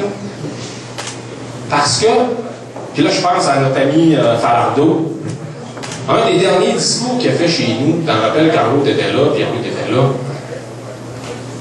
il nous avait dit, puis ça c'est une de ses dernières sorties publiques, il va falloir que vous soyez bien tough. En face, ils sont pas là, hein, tu sais, le beau grand Canada respectueux des droits démocratiques. Là, ils sont respectueux des droits démocratiques tant qu'on se bat pas. Dès qu'on commence à se battre un petit peu, ils montrent sa vraie personnalité. Après 2009, le conservateur des Plaines, quand on a gagné, les conservateurs avaient eu une motion entre les mains qu'ils voulaient faire adopter à la Chambre des communes, et la motion disait « Falardeau bourgeois sont de dangereux terroristes et nous devons illégaliser le réseau de résistance. » On a cassé un parti, là, hein? Moi, je travaille beaucoup à l'international avec les Basques, avec les Catalans. Ça commence à se ressembler, puis nous autres, on faisait rien. Un simple petit geste, puis déjà, il parle d'illégaliser. On embarque dans un contexte où, qu'est-ce qui se passe présentement? Notre assurance, comment on dit ça, donc, le contrat d'assurance? Notre contrat d'assurance ces dernières décennies, c'était quoi? Police d'assurance. Bon, hein, on voit que je suis vraiment bien dans mes affaires, dans mon administration personnelle. La police d'assurance, c'était le mouvement indépendantiste. Un mouvement indépendantiste fort faisait craindre en face nos ennemis d'en face, puis là, ils se permettaient pas trop quand même. Là, présentement, on a un bloc rapatiné, à peu près inexistant. Les gens ont aimé ça, ils ont décidé qu'ils votaient pour le moustache. Ça, c'est pas tellement politiquement correct. Bon, mais là, moi, je suis moins radical que vous. Et je ris pas des handicapés. Puis, alors là, tu sais, on a plus le bloc. Là, c'est le NPD qui est censé parler en notre nom dans le pays d'à côté. Après ça, au Québec, on s'entend-tu que le PQ, ça va pas super bien? Alors là, on a perdu un peu de ça. Pendant ce temps-là, ils nous préparent des plans. Regardez Charest depuis qu'il est là. L'assimilation galopante. Ils ont tout fait là, pour que ça s'accélère, ce mouvement-là. Coupure dans les programmes de francisation des immigrants. Hein? On s'assure qu'ils ne parlent pas notre langue. On s'assure de créer des ghettos et qu'ils ne soient pas avec nous, alors qu'ils doivent être avec nous. Hein? Nous, c'est pas un peuple, c'est pas une nation ethnique, là, le peuple québécois. C'est des gens de toutes les origines et qui marchent vers un but commun et qui vivent ensemble. C'est ça, là. Et les immigrants, quand ils se font canadianisés, mais ils ne sont plus dans notre nation. Puis ça complique les affaires. Puis surtout, le pillage de nos ressources naturelles. Là, c'est le retour du colonialisme primaire et crasse. Celui que nos ancêtres ont combattu, avec plus ou moins de succès, tout dépendant des époques. Là, ça fait son retour à la case départ. Moi, je suis en Gaspésie, je viens de la Côte-Nord. Ça, c'est une réalité qui touche le quotidien des gens, qui touche notre peuple, qui touche notre monde. Prends l'exemple de Cisco, la mine à Malartic.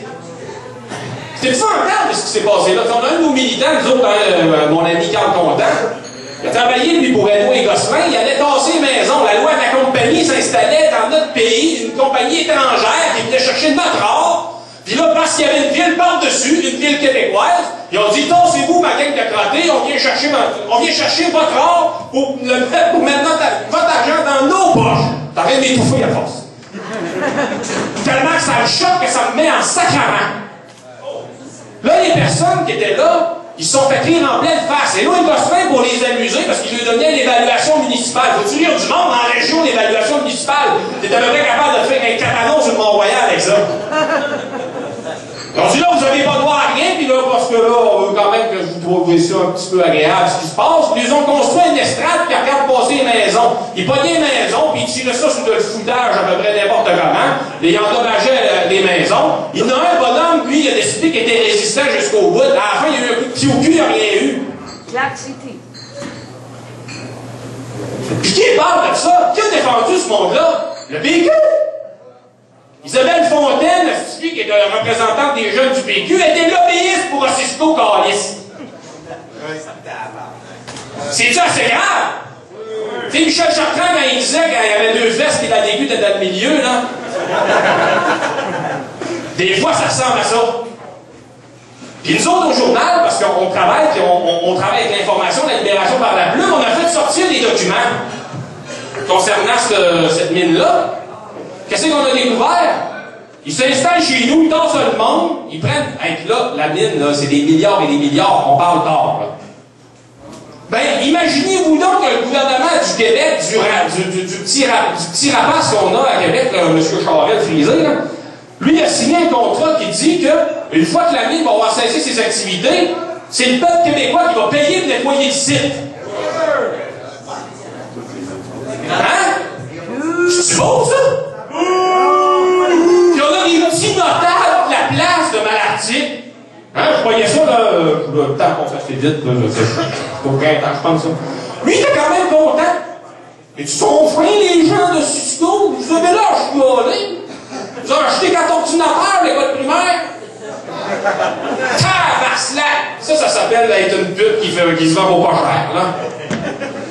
Il y a eu 3-4 ordinateurs, alors que si la mine, on avait mis la main dessus, on l'avait nationalisé, on l'avait fait, on l'avait exploité pour les gens d'ici, pour vous autres et pour vos enfants aussi, me semble que ça serait plus brillant. Ben non! Option nationale. Ouais, ben là, ça, l'autre affaire, j'ai pas le droit de parler. Mais, en tout cas, si, le gaz de schiste, tous des crottés qui viennent d'ailleurs, ou donc qui sont des valets de ceux d'ailleurs, qui viennent nous voler. Puis qui parle? Qui parle?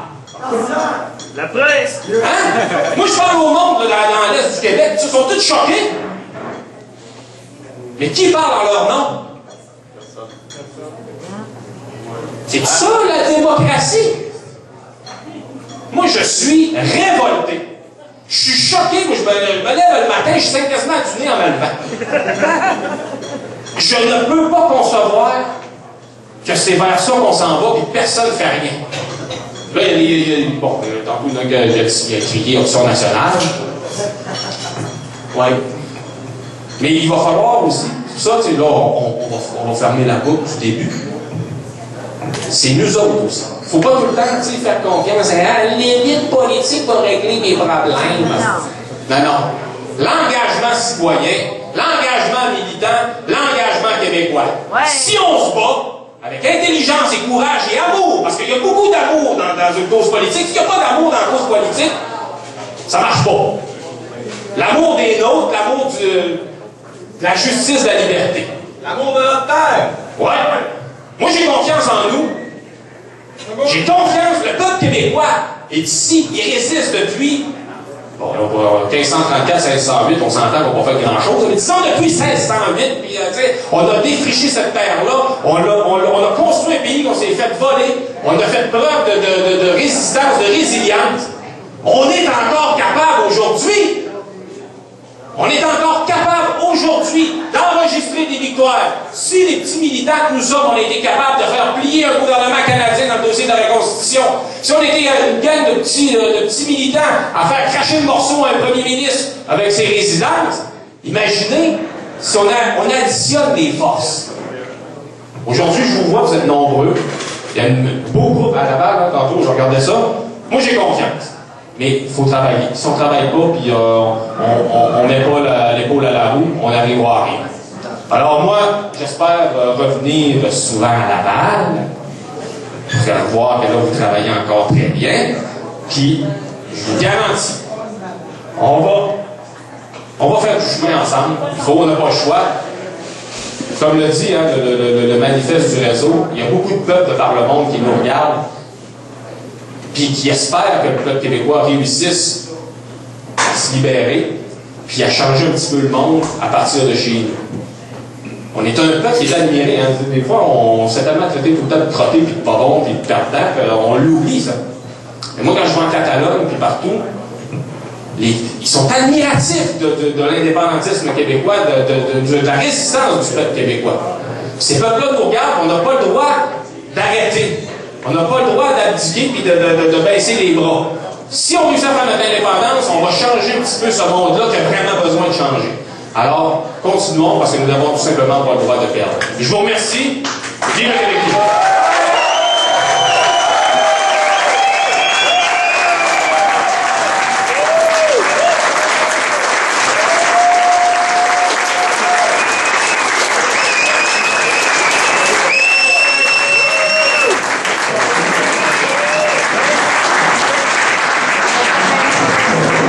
Merci, Martin. Un grand homme.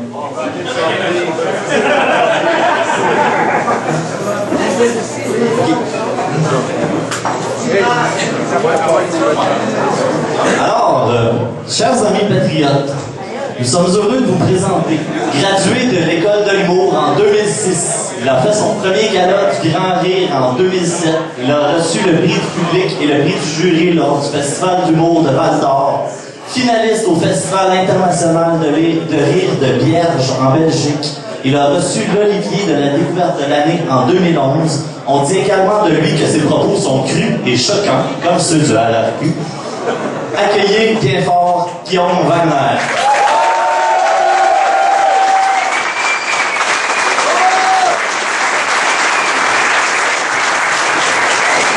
Merci. Je suis très content. Je suis pas un habitué des rassemblements indépendantistes, même si j'en suis un, mais honnêtement, je vous trouve beau. Applaudissez-vous. J'aime ça voir du monde qui...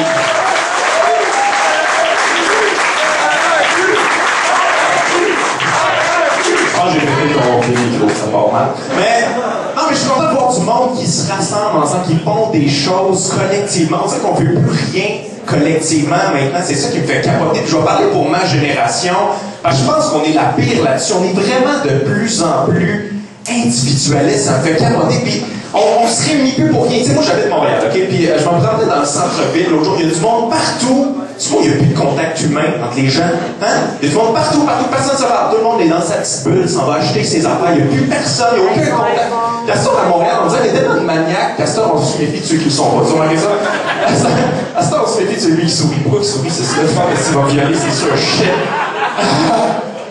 Non, mais c'est vrai, tu veux plus avoir de contact humain. Moi, ça me fait capoter. Exemple, OK, l'autre jour, je suis dans l'autobus. Petite vieille qui rentre dans l'autobus. Fait que je lui laisse ma place. Ça faut faire dans ce temps-là?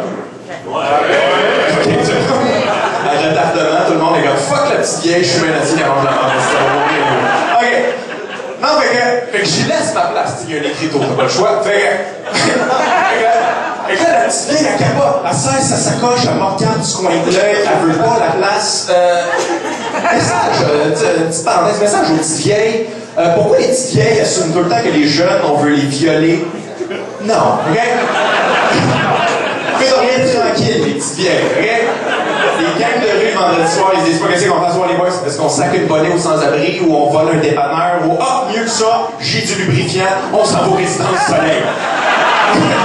Il y a des rats octogénaires, ça va sentir la paparman. Non, fais donc rien tranquille avec vos vagins secs. Bon, ça pour dire que je trouve qu'on fait plus rien collectivement. C'est tout le temps des affaires individuelles. Puis, les seuls moments où on fait des affaires collectivement, c'est tout le temps pour consommer. En plus, on se réunit au centre d'achat, c'est aller voir un show, gangbang. Il faut qu'on consomme quelque chose. Et non, mais si on se réunit plus pour rien, que moi, je trouve ça triste. Puis on dirait qu'ils font en sorte qu'on soit individualiste, qu'on soit tous isolés. Maintenant, même dehors, les gens restent individualistes dans leur bulle. Maintenant, tout le monde a un iPhone, hein? Plus possible par la personne, sans qu'il check son iPhone aux 4 secondes. Tout le monde est désagréable. Et là, il y a une nouvelle fonction sur l'iPhone. Je veux voir à quel point ils veulent nous contrôler. Il y a une nouvelle fonction sur l'iPhone, je sais pas si vous avez vu ça, qui est connexe avec Facebook, que peu importe où que t'es, ça le dit sur ton Facebook, à l'aide de ton iPhone. C'est pas là qu'on avait peur d'une couple d'années. C'est pas là qu'on était terrorisés comme les compagnies, c'est des malades. Ils veulent nous contrôler, savoir ce qu'on fait en tout temps. Ils veulent nous étudier, c'est des fous. Sinon, je vais aller sur mon iPhone dire ce que je fais en ce moment ou que je suis ce que je pense que j'achète. Allez, ils nous imposent une puce dans le cerveau, on fait fuck you, ils nous la proposent. Tu l'as-tu dans le verre? Tu vas l'avoir dans le verre. Ça, une puce dans le cerveau est différente des autres puces.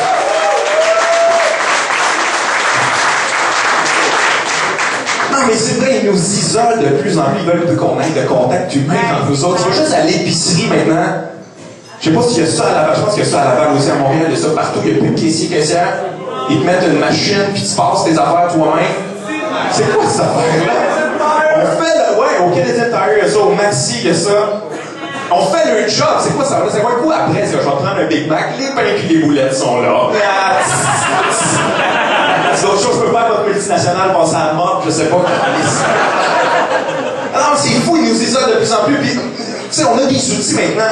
C'est des outils pour nous isoler, mais on pourrait s'en servir pour se regrouper collectivement. On sait que personne ne sait comment s'en servir. On a Facebook maintenant.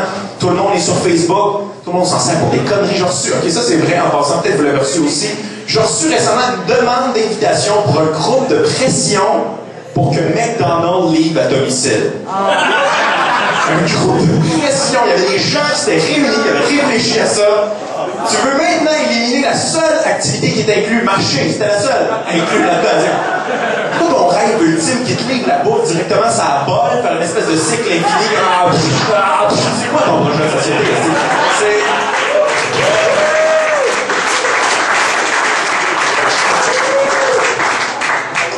Ça pour dire qu'il nous isole de plus en plus. Fait que moi, je trouve ça beau, des gens qui parlent de souveraineté, mais en même temps, on en parle en ce moment, puis on est entre nous autres. Fait que c'est moins difficile d'en parler, on le sait, ça va être quoi la réaction, mais quand on en parle d'un média en général, tu sais, moi je commence dans le milieu, puis écoute, il aime pas ça, là. Quand tu parles de souveraineté, il aime pas ça, c'est pas le fun, tu sais, à chaque fois avant c'était à la mode, mais là, maintenant, tu parles de souveraineté, c'est comme parler de l'alcoolisme de papa à table, tu sais, même s'il punch ta mère, puis il vomit dans le bol à légumes, tout le monde continue à manger, fait semblant de rien. Bon, ça, non, ça,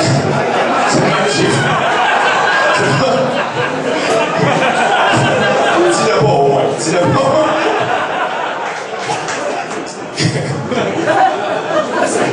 Il fait comme quoi, c'est pas normal. Oh, mais dans le bol à légumes, puncher sa mère, le gars.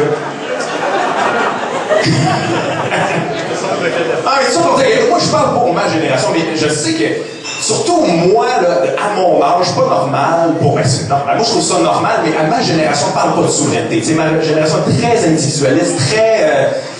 On n'est pas très collectif. Puis moi, ça me fait capoter d'entendre des gens de ma génération employer des arguments fédéralistes d'il y a 50 ans, puis sortir ça aussi comme s'ils venaient d'inventer je sais pas quoi. Tous les gens de ma génération sont comme « Ah, si, moi, je suis pas pour la souveraineté. Moi, je suis pas pour le repli sur soi. Je suis pas pour ça, moi, le repli. » Être un pays souverain, c'est être replié sur soi. C'est pas être replié sur... Comme si ces gens-là, quand ils allaient ailleurs dans d'autres pays, ils trouvaient repliés sur eux autres mêmes. Comme s'ils allaient en Italie en disant « Si, check-les avec leur culture, leur bouffe, leur langue. Est-ce que c'est gang de replier sur soi? » Non! C'est pas ça.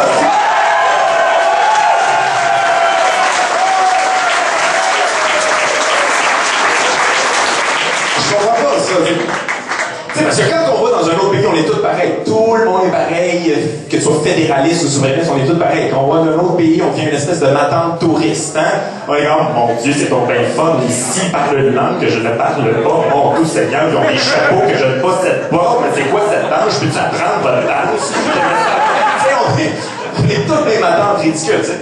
Et moi, c'est pour ça que je veux qu'on se sépare. Parce que quand je vais dans d'autres pays, il me semble que j'aime pas ça. Je veux pas raconter notre histoire. Ça me gosse. Je me sens comme un...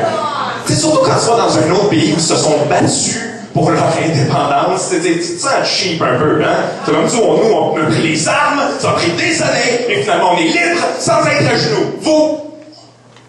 Oh, c'est nous autres, on a fait 2 référendums, c'est 50-50, on a qui voulait garder le Rocheuse, fait qu'on a oublié ça. Et ça prend votre temps, puis ça me semble.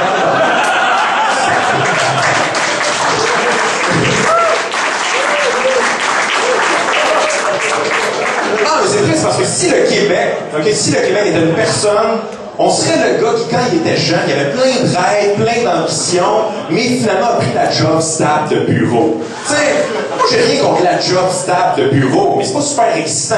Tu sais, c'est pas très attirant pour personne. Là. Quand t'as une job stable de bureau, il n'y a jamais aucune fille qui va enlever « Ah, wow, quoi, t'es directeur des ressources humaines, check mes tits. Check mes tits. Oh my God. Quoi, tu conduis une Corolla, viens-moi dans l'œil. Viens-moi dans l'œil. »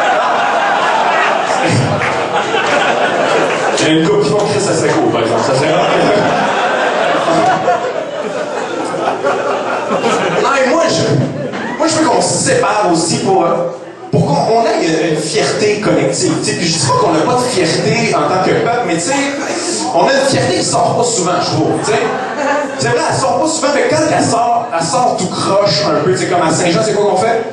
On va à Québec, c'est plein d'Abraham, se saouler la gueule puis se droguer. Nous autres, on a décidé d'honorer nos ancêtres en pissant et en vomissant sur la terre où ils ont combattu pour nous autres. Je suis le pays. Je me suis. C'est pas. Vu de même. Mais. Non, mais c'est vrai, on a une fierté, mais on a une espèce de fierté, de sentiment d'infériorité qui me fait capoter ça. Non, c'est vrai, on a une fierté de sentiment d'infériorité comme. C'est comme il y a un anglophone qui vient, un groupe rock, je sais pas quoi, s'ils apprennent une phrase en français, on capote. On vient fou. Ils apprennent une phrase tout croche. On comprend fuck all. Nous autres, on tripe. Bonsoir, Montréal. Je l'ai vu, le fufu. autres parlent pas français, OK? Moi, j'ai même pas forcé un après-midi à prendre une hostie de phrase contre ta gueule. Non, mais... Puis par exemple, à l'inverse, nous autres, il faut avoir un anglais pas d'accent, hein? Nous autres, ça prend pas d'accent. Puis on est fiers de ça. Genre, pas d'anglais, pas d'accent. Bilingue, pas d'accent. C'est quoi ça fait là? T'es supposé avoir un accent québécois, t'es québécois. Pourquoi on veut camoufler notre accent québécois? Tu sais, exemple, nous autres, là, en tant que francophones, quand, mettons, il y a un Indien qui vient de parler, tu t'attends à ce qu'il y ait un accent indien, tu sais. Tu l'insultes pas s'il y en a un, là, tu sais. S'il y en a un, il vient de voir, bonjour, monsieur Bissot, là, non, parle mon français, tabarnak, tu sais. Comprends rien, Chris. Écoute, es-tu un pigeon, là, t'as une tache de marde, c'est ça, on accepte qu'il y ait un accent. En ça, je m'excuse pour l'accent hindou, je sais que je l'ai pas vraiment, je sais que... c'est approximatif un peu. Mais ça, c'est encore, j'ai remarqué, on dirait qu'à chaque fois qu'on fait un accent étranger, petite parenthèse, on prend tout le temps le plus mongol de la gang, hein? Puis on fait comme s'ils parlaient tous de même, on prend le plus débile, c'est vraiment les Asiatiques, on fait tout le temps le même Asiatique qui n'existe pas, là. J'ai un Asiatique qui mange un bol de riz, mais pas un Asiatique qui sonne de même, je sais pas, ça va là. Ça, c'est un accent, pas un accent, c'est un problème mental. Mais le pire, par exemple, le pire accent qu'on a inventé qui n'existe pas du tout, c'est les Africains. Hein? Les Africains ont inventé un accent qui n'existe pas, où on remplace les R par les W. Faites ça, ça? Je suis africain. Je remplace les R par les W. Ce qui est faux, OK? Moi, tous les Africains que je connais prononcent les R rigoureusement. OK? Il n'y a pas Focus, ceux qui rient pas, vous avez jamais écouté des Kiwis les hommes, c'est exactement ça. OK?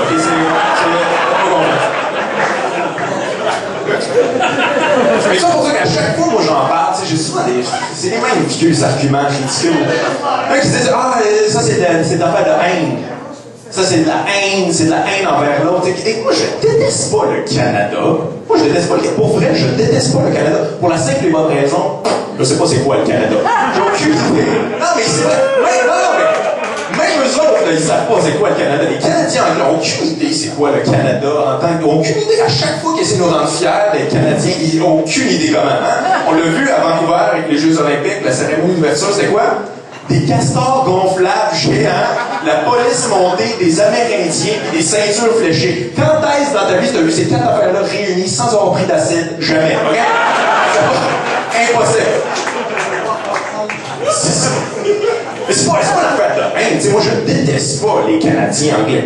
Pourquoi je les déteste pas? Je les trouve plates, mais je les déteste. Non, mais j'essaye pas. J'étais allé à Vancouver, justement, récemment, puis ils sont fins, pour vrai. Non, mais c'est vrai, ils sont fins, bizarres. Par exemple, ils chantent quand ils parlent. Je sais pas si vous avez remarqué ça. Canadiens anglais, ils chantent quand ils parlent. Dans un restaurant, la fille dit Hi, my name is Melissa. I'm gonna be your waitress for tonight. C'est quoi ça? Pourquoi il y a un jingle qui sort de la bouche? Je sais pas si c'est vraiment. On va être prêt à commander. Alright, I'm gonna be there in just a second. Thank you. Thank you. Mais là, ils sont fins, mais ils sont fake un peu. Ils sont weird. Tu sais, ils sont accueillants au bout, mais de manière fake un peu. Là. Moi, j'arrive là, oh my god, you're French. I love French toast. Mais comme quoi?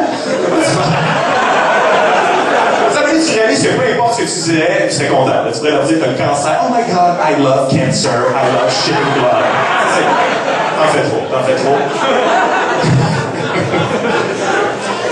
mais ils sont fins, mais en même temps, ils sont weird.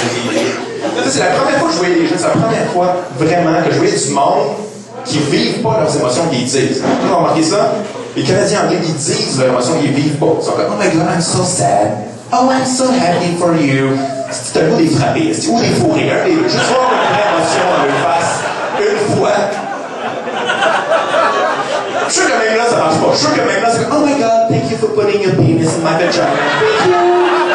Thank you.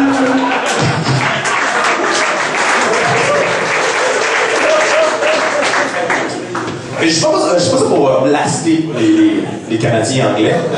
Quoi, ça peut être le fun. Mais, non, mais tout ce que je dis, c'est qu'ils ont des défauts, puis faut arrêter de les mettre sur un piédestal, ils ont des défauts. Comme nous autres, on a des défauts. Je dis qu'ils n'ont pas beaucoup d'émotions. Nous autres, c'est le contraire. On est beaucoup trop émotifs. On est un peu beaucoup trop émotifs. Mais moi, en même temps, j'aime ça, le monde émotif. Je trouve ça le fun. Tu sais, tu sors avec un Québécois à quelque part, tu le sais qu'il va se passer quelque chose. Tu sors avec un Québécois dans un bar, tu le sais qu'il va arriver quoi, là. Tu le sais que tu vas t'engueuler, pleurer, pisser dans une plante, tout ça avant d'avoir pris de l'alcool. Tu sais qu'il va se passer. On est du monde émotif, tu sais. En même temps, moi, j'aime ça. T'sais, même quand c'est négatif, j'aime ça. Je trouve ça le fun de style. C'est franc, c'est direct. Comme, juste donner un exemple. L'autre jour, une petite madame, je connais pas, elle vient me voir. Excuse-moi, je te connais, toi. Je te connais, je t'ai vu à la TV. Oui. C'est quoi, dans quoi je t'ai vu, là? C'est pas madame. Moi, c'est ça, j'ai dit un gars le soir, peut-être. Ah, oui, c'est ça, je vous haïs. Comme, wow! Merci de votre honnêteté, madame. En passant, vous avez un gros cul, mais on peut tout se dire. C'est ça. On est honnête, on est franc, tu sais. Mais moi, je veux qu'on se sépare pour une autre raison, c'est une question d'orgueil aussi. Moi, je suis un gars orgueilleux, un peu, je sais pas s'il y a du monde comme moi. Non, mais moi, je suis orgueilleux. Moi, je peux m'ostiner pendant 2 jours, même si je le sais que j'ai pas raison. Je sais pas s'il y a du monde comme moi. En fait, surtout si je sais que j'ai pas raison. Puis même quand j'avoue, je vais dévier le sujet pour faire à croire que j'ai gagné du monde comme ça. Je vais dévier le sujet. OK. Peut-être que la Terre tourne autour du Soleil. Au moins, mon père est pas un alcoolique, pas chier. Peut-être pas la meilleure manière de vivre sa vie, mais tout ce que je veux dire, c'est que par orgueil, il faut qu'on se sépare. En 95, on a perdu, puis dans le clan du Nom, qui c'est qu'il y avait? Jean Charest puis Jean Chrétien. C'est comme perdre un génie en herbe contre une école de retardés. C'est comme...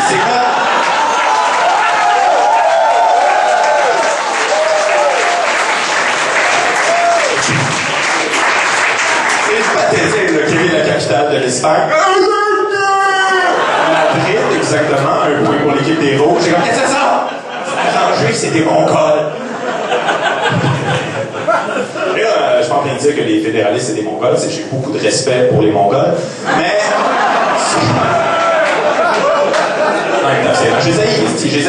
J'aime pas les Canadiens, j'aime les fédéralistes. C'est obsédant parce qu'ils font pas de sens. Il me semble qu'ils sont tout le temps contradictoires. Même si je voulais être fédéraliste, je comprends pas ce qu'ils essayent de passer comme idée. Il me semble que c'est tout le temps contradictoire. Si tu parles à un fédéraliste, je comprends rien. Ils sont comme le Québec, vous êtes pauvres, le Canada n'a pas besoin de vous autres, vous êtes des astis pauvres, allez-vous-en! Ok, on va s'en aller d'abord, vous n'avez pas besoin de nous autres. Non, restez, on va dire que vous existez. Ouais? Okay. Pas besoin de vous autres pour ça, là, mais c'est quoi le rapport, ça? OK, on existe. Ah, vous dites que vous existez, vous êtes raciste, xénophobe, replié sur soi. Quoi? OK, ben, on va rester d'avoir un peu du signe à la Constitution. Oui, ça pour la main. Tu sais, c'est... J'essaie des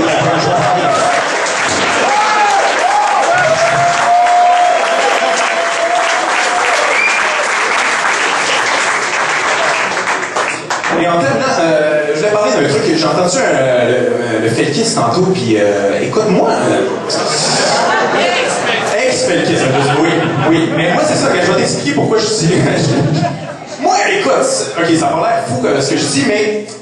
Ça me séduit, moi, FLQ, ça me séduit pour une raison. Écoute, moi, je ne veux pas dire que je suis pas pour la violence. Moi, je suis un gars non violent. Je suis pas pour la violence, mais je suis pas pour l'effet que la violence a sur les autres. Je sais pas ce que je veux dire. En ce moment, non, mais c'est juste Jean Charest, en ce moment, il nous crosse, mais si, il est pas nerveux, fuck all, tu sais. Il est pas relax, j'ai jamais vu aussi relax. Juste qu'il soit nerveux. Moi, je demande juste ça. Moi, rendu là, je veux juste qu'il soit nerveux. Juste.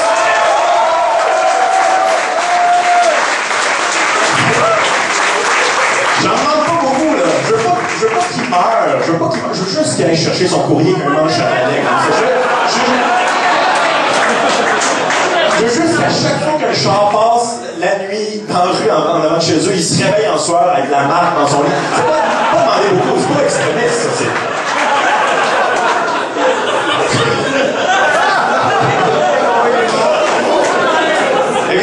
Ce que je voulais dire, c'est que je parle depuis tantôt là, que je trouve que ma génération est un petit peu individualiste. Je m'inclus là-dedans. Je suis individualiste au maximum, ok? Puis je m'allie pour ça. Mais il me semble qu'on serait tellement mieux en tant que je si des fois on était un petit peu plus nous. Hey, merci Laval.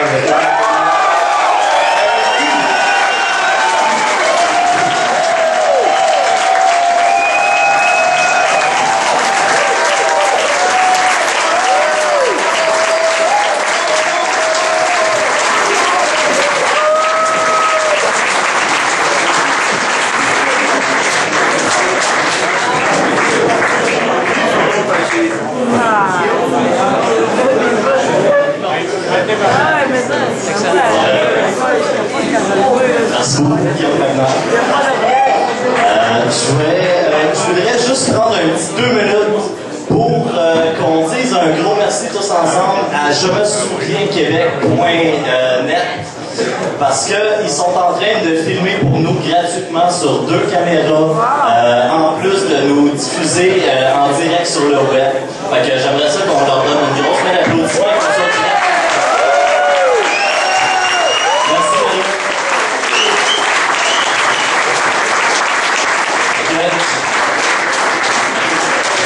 On va prendre un petit 10 minutes de pause, puis ensuite on part en musique. Yeah.